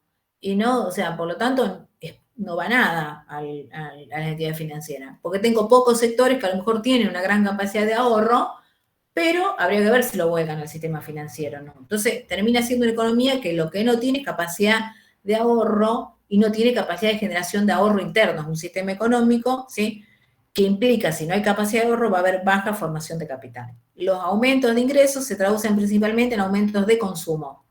¿Por qué? Porque esta población que tiene pocos ingresos, si se le aumenta el ingreso, lo transforman en consumo, pero no en ahorro, porque no tienen capacidad de ahorro. dependencia de los países más desarrollados en el comercio y generan esta situación. Una dependencia de los países más desarrollados en el comercio y en la tecnología de los países, o sea, dependen de países más desarrollados, se exportan bienes primarios de poco valor agregado o bienes intermedios. Los bienes que exportan son de muy poco valor agregado, los bienes de poco valor agregado, pues son bienes primarios o intermedios, no bienes industrializados. Al tener esto poco valor agregado, en realidad, ¿sí?, implica esta cuestión de que tengo altos niveles de desempleo y demás. Dependencia financiera, tengo una dependencia comercial, son países que tienen dependencia comercial, ¿sí?, como dice acá, tienen dependencia desde el punto de vista del comercio internacional, porque como acá venden productos primarios y compran producto industrializado, pero también tienen una dependencia financiera, la cuestión de que piden préstamos, la continua necesidad de capital financiero incrementa su deuda externa. Si no tengo capacidad de ahorro interno, una manera es pedir financiamiento internacional, ¿sí? El tema es para qué lo pido. ¿Está? Si lo pido y me capitalizo, no sería un problema, estoy solucionando problemas futuros, pero si pido endeudamiento, no para financiar, y de paso relaciono esto con un tema que me quedó pendiente arriba del crecimiento económico, no para financiar, sino solamente para a lo mejor financiar déficit público o para otras cuestiones, estoy comprando otro problema futuro. Estoy generando niveles de dependencia, ¿sí? No solamente comercial, sino dependencia financiera. Un punto que me quedó pendiente, y ahora que hablé de dependencia financiera y endeudamiento, que me quedó pendiente arriba, cuando hablamos de crecimiento económico, acá como factores del crecimiento económico, aquí, con respecto a la capacidad de ahorro, y que ya me dice, voy a borrar todo esto que puse, ay, perdón, vamos a borrar todo esto, porque acá cuando hablamos de la capacidad de ahorro, actitud del ahorro, hablamos del ahorro interno. Ahora, cuando la economía es abierta, nosotros podemos, este factor, borro todo esto acá, ¿sí? Aquí, es que cuando la economía, acá me habló de esta capacidad de ahorro, me hablaba del ahorro interno, ¿sí? Que el ahorro se vuelca al sistema financiero para financiar la inversión, ¿sí? Pero es la capacidad de ahorro interno, ¿sí? Que es lo que estuvimos viendo. El ahorro interno, pero después, cuando la economía es abierta, yo solamente tengo a disposición el mercado financiero interno dentro de frontera, no. Tengo a disposición el mercado financiero externo, internacional. Entonces lo que puedo es captar es ahorro externo, ¿sí? Puedo captar ahorro externo. Estos, ambos, me van a permitir el financiamiento de la inversión y por lo tanto, ¿sí?, la formación de capital. ¿Sí? Y por lo tanto la formación de capital. O sea que aumentar la capacidad productiva. Porque puedo financiar la inversión tanto con ahorro interno como ahorro externo. Tanto el sector público como el sector privado.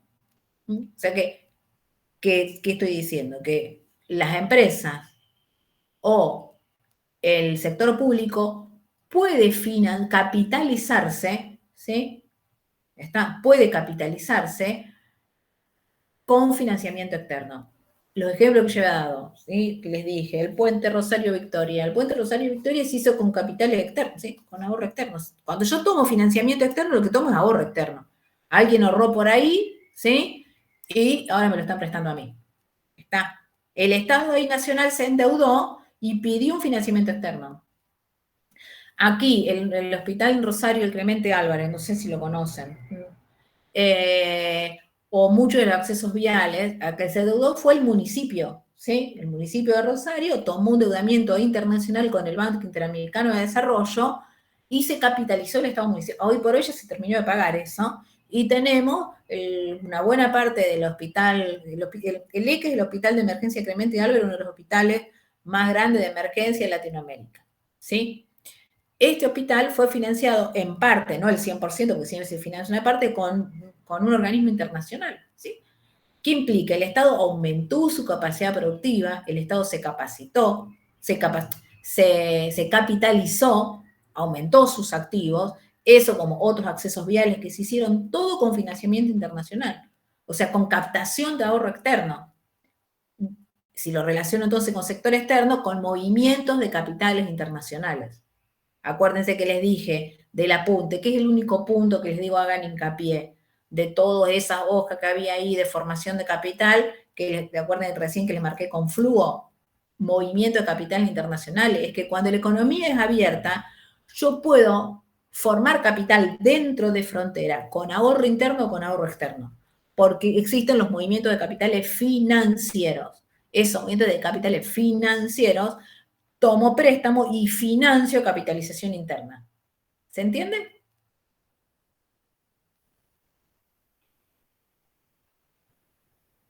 Sí, profe. Bueno, listo. Prosigo. Y entonces estamos acá. ¿Qué pasa en economía? Y vuelvo acá. Eso me había quedado pendiente y es importante. Por eso lo retomé ahí. Y es porque me está hablando de esta cuestión acá del endeudamiento externo. En este caso, en ese ejemplo que yo di, el Estado se endeudó, pero el Estado se capitalizó. El problema es cuando yo me endeudo, ¿y dónde está? ¿A dónde veo, digamos, ese endeudamiento? ¿Qué se hizo con eso? Y si no veo nada, porque si yo me endeudo para pagar déficit, y estoy en problema, ¿está? O no sé qué se hizo. Entonces, lo que genera una relación de dependencia que no me lleva a nada, aparte, porque si yo aumenté mi capacidad productiva, mejoré, aumenté mis activos. Si no, lo único que compré es problema futuro, ¿sí? Y entonces, la economía subdesarrollada tiene, en virtud de todo lo que mismo acá, digo, bueno, nosotros tenemos como bastante de estos condicionantes que nos pondría como un país subdesarrollado. ¿Estamos? Pero para que no se depriman, nuestro IDH, que es el indicador que lo mide, este IDH, ¿sí? Nuestro índice de desarrollo humano, porque con todo esto que yo les digo, ustedes dirían que nuestro índice de desarrollo humano estaría más cercano a 0 o a 1. A ver, ¿qué me dicen?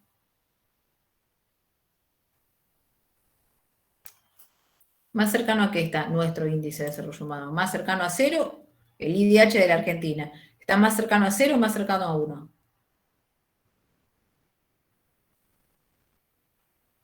Ustedes saben, a mí, yo hago un control. Yo cerraría acá, si nadie contesta, me voy a quedar muda yo. Ya, igualmente ya terminamos el cuatrimestre. Y gracias a Dios, esto el año que viene no va a seguir y va a ser presencial. Porque es espantoso no ver a nadie y que nadie ni siquiera responda o escriba si no quieren hablar. Sí, no. Ya ni sé lo que dije porque me enojo y no sé ni lo que estaba diciendo. Acá, el IDH de Argentina. Voy a ver acá, Brisa Selva. El IDH, si no querés hablar, no hables, pero poneme, ¿es cercano a 0 o cercano a 1? Tenés que poner a 0 o a 1. Brisa, ¿estás ahí? Sí, profe, acá estoy. Gracias, Brisa. ¿Es cercano a 0 o a 1? En mi opinión a 0, qué sé yo. ¿Cómo? No te escuché. En mi opinión a 0, pero no sé. Perfecto, es tu opinión, es que el tema es ese. Gonzalo Ponce, ¿a qué es? ¿Se acerca a 0 o a 1?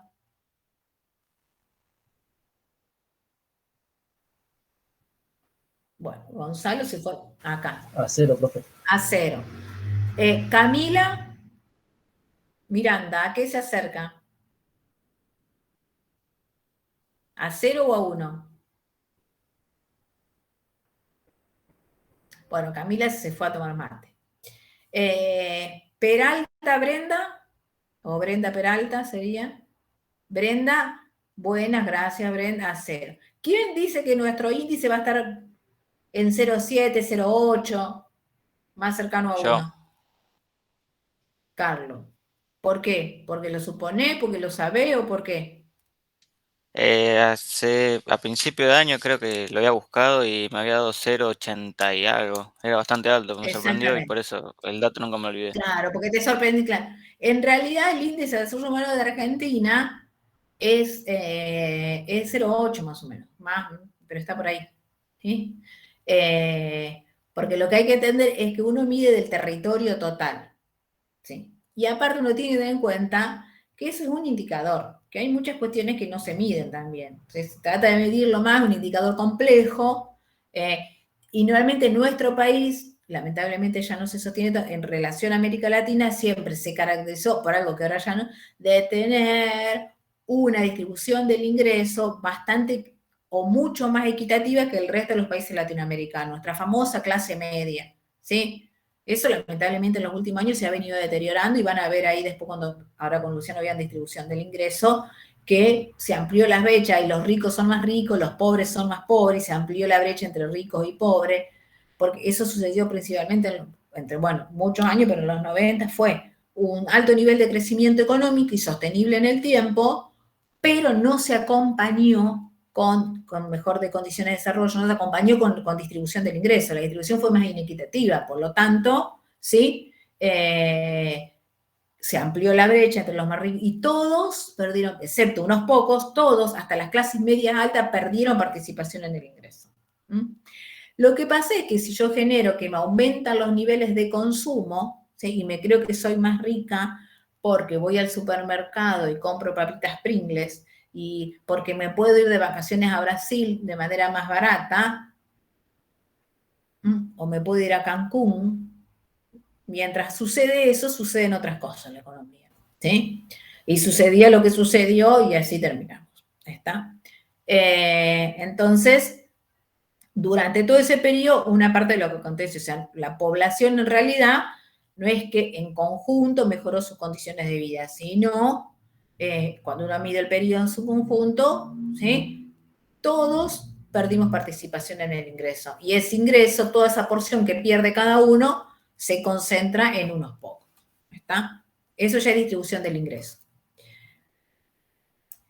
Y entonces, con lo que quería enfatizar acá, esta cuestión de este círculo, bueno, para que no se crean en esto que nosotros somos un país subdesarrollado. Serían lo que llaman los países en vía de desarrollo y tenemos ciertas condiciones que son características de un país subdesarrollado, pero el IDH nuestro no es de país subdesarrollado, es de un país que está con ciertas condiciones buenas de desarrollo. Otra cuestión, y que hay un artículo periodístico que van a tener ahí, que a usted le parece que en todo el territorio de la República Argentina se vive igual. ¿Es lo mismo nacer y vivir en Capital Federal que nacer y vivir en Jujuy, en el Chaco o en Formosa? No, para nada. Para nada. ¿Sí? Porque así yo soy pobre. O sea, no es lo mismo ser pobre en Jujuy que ser pobre en Capital Federal. ¿Está? Porque el Estado no es el mismo la prestación de servicios que brinda en Capital Federal que la prestación de servicios que me brindan en Jujuy, el Estado de Jujuy. ¿Sí? Digamos, porque yo tengo un Estado nacional, tengo un Estado provincial y tengo estados municipales. ¿Sí? Entonces, digamos, si tengo una población con pocos niveles de ingreso, pero tengo un Estado que brinda determinados servicios, lo que hace es garantizar ciertas condiciones de vida de esa población. ¿Está? Y entonces, no es lo mismo las condiciones de vida. Ahí va, el artículo ese mide los 6 lugares donde se vive mejor, y es viejo, pero tampoco ha cambiado mucho, donde se vive mejor en Argentina, obviamente.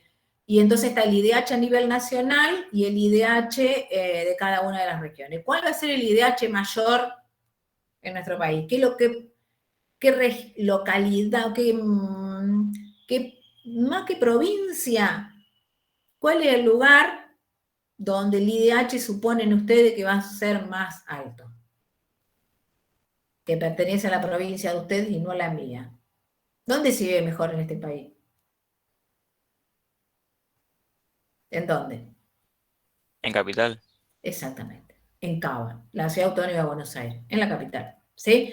El índice de desarrollo de Cava es el mayor y supera el promedio a nivel nacional, porque voy a tener un promedio, obviamente, si yo tengo en Chaco, por ejemplo, ahí tengo localidades donde el IDH me da 0,1, ¿sí? 0,100 y algo, 0,200, ¿sí? Que son los peores. Y en capital me da 0,8, 5, 6, ¿sí?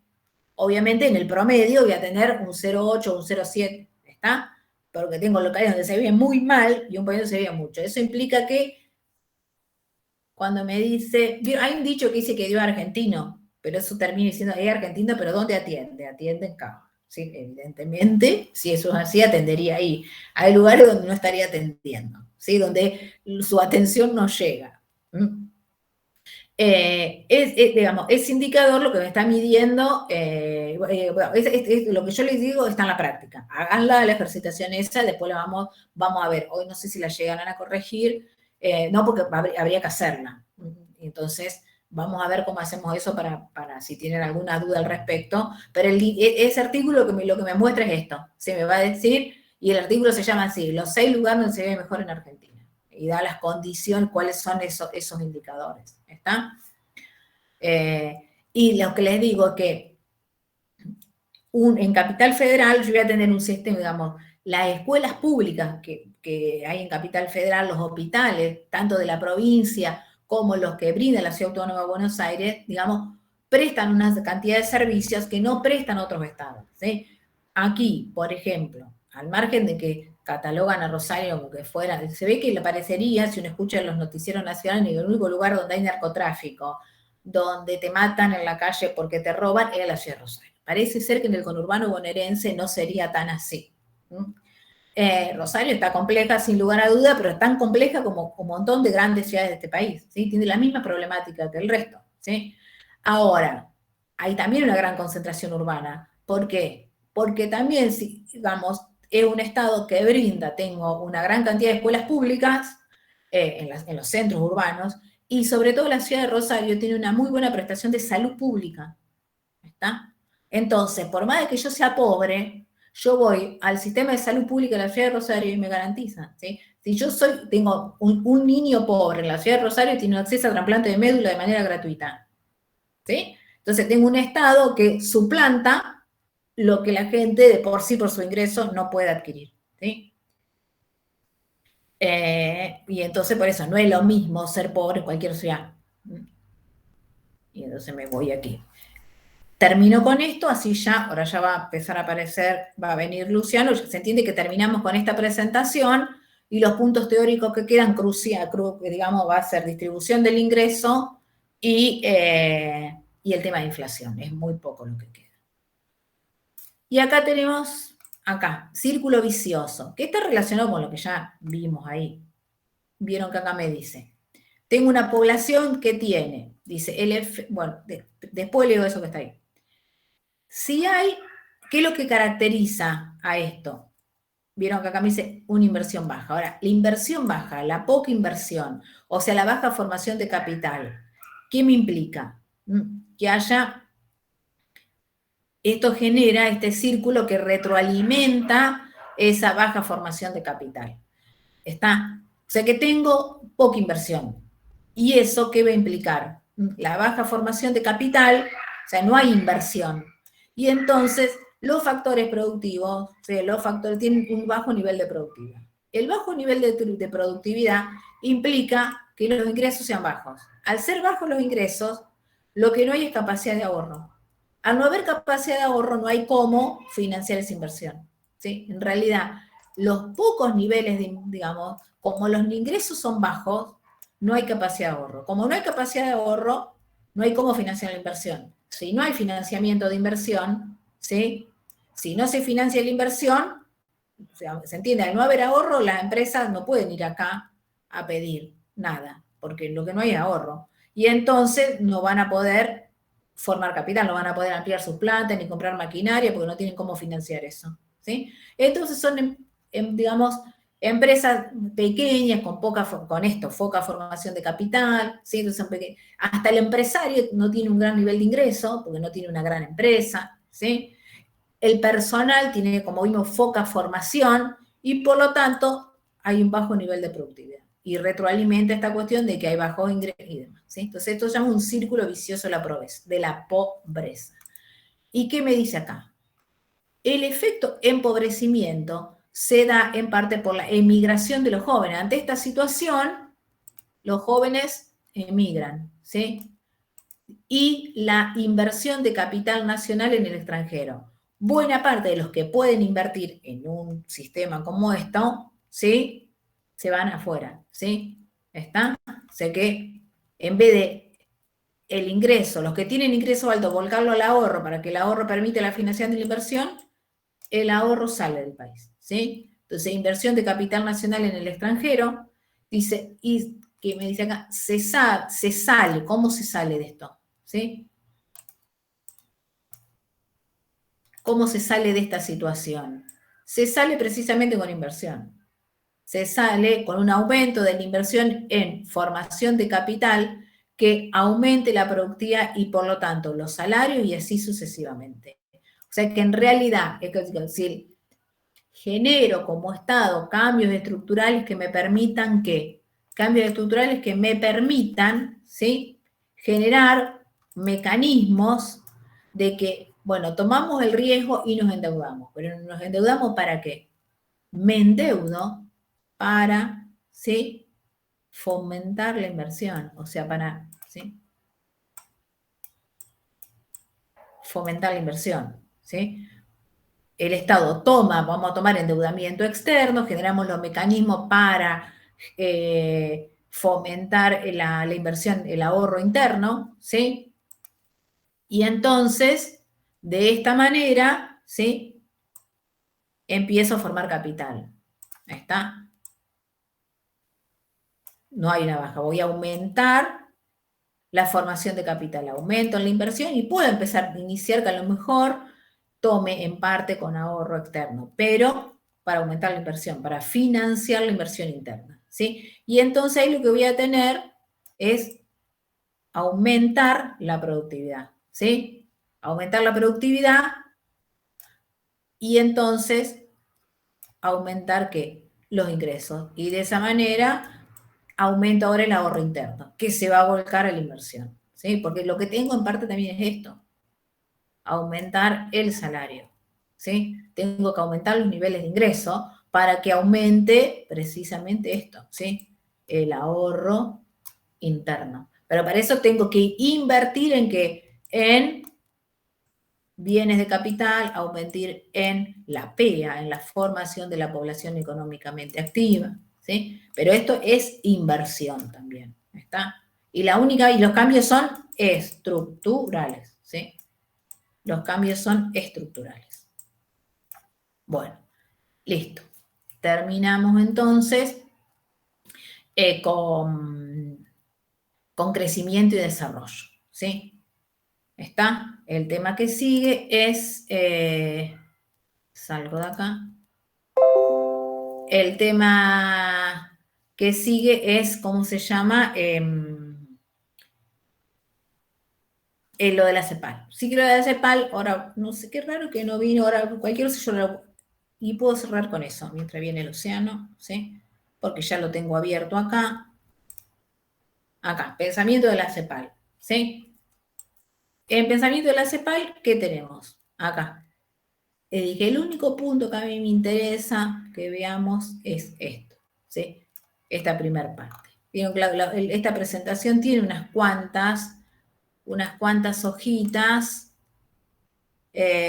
son 16, pero esto es lo que a mí me interesa que tengan en cuenta. ¿Qué dice? O por lo menos lo que yo les voy a informar, pero aclaro, es probable que no se tome. Pero yo quiero cerrar con esto para que Luciano ya después arranque con los otros temas. ¿Qué me dice? Si bien los trabajos de la CEPAL no han... ¿Vieron que acá llegó? Hola Luciano, ¿cómo va? Buenas, ¿cómo andan? Bueno, te comento que ya di crecimiento de desarrollo, terminé la presentación completa, ¿sí? Lo único que estaba viendo, esto de la CEPAL, que en realidad, viste, normalmente yo lo único que siempre desarrollo es lo de crecimiento hacia afuera y, digamos, la etapa de crecimiento. Ahí está, eso es lo que estaba viendo. Y después, eso solo. Normalmente yo, viste, doy eso y después el resto, los términos del deterioro, las otras, los obstáculos, eso no. Bien. Y después, pues lo que falta dar entonces es distribución del ingreso, inflación. Bien, estupendo. ¿Está? Bien. ¿Querés que cierre con esto o arrancás vos a lo mejor viendo y les dejamos ahora algún recreo? Son las 7:03, justo. Sí, no sé si a vos te queda por decir algo, si no, ya No, le porque damos un ratito. recién lo abría, así que en realidad no estaba no había ni empezado. Había cerrado sí el tema de crecimiento y desarrollo completo. Bien, bueno, no, les dejamos ahora un recreo hasta las 10. Vamos a dejarle 6, 7 minutitos y ya arrancamos, así ya podemos terminar de cerrar lo que nos queda. Sí, así se cierra esto y pueden usar la clase para ver toda la corrección de todo lo demás, que eso Sí. va a llevar un tiempito. Sí. Así que bueno, y 10 nos volvemos a encontrar, si quieren vayan a prepararse algo calentito, que vamos a tener un par de horitas más todavía.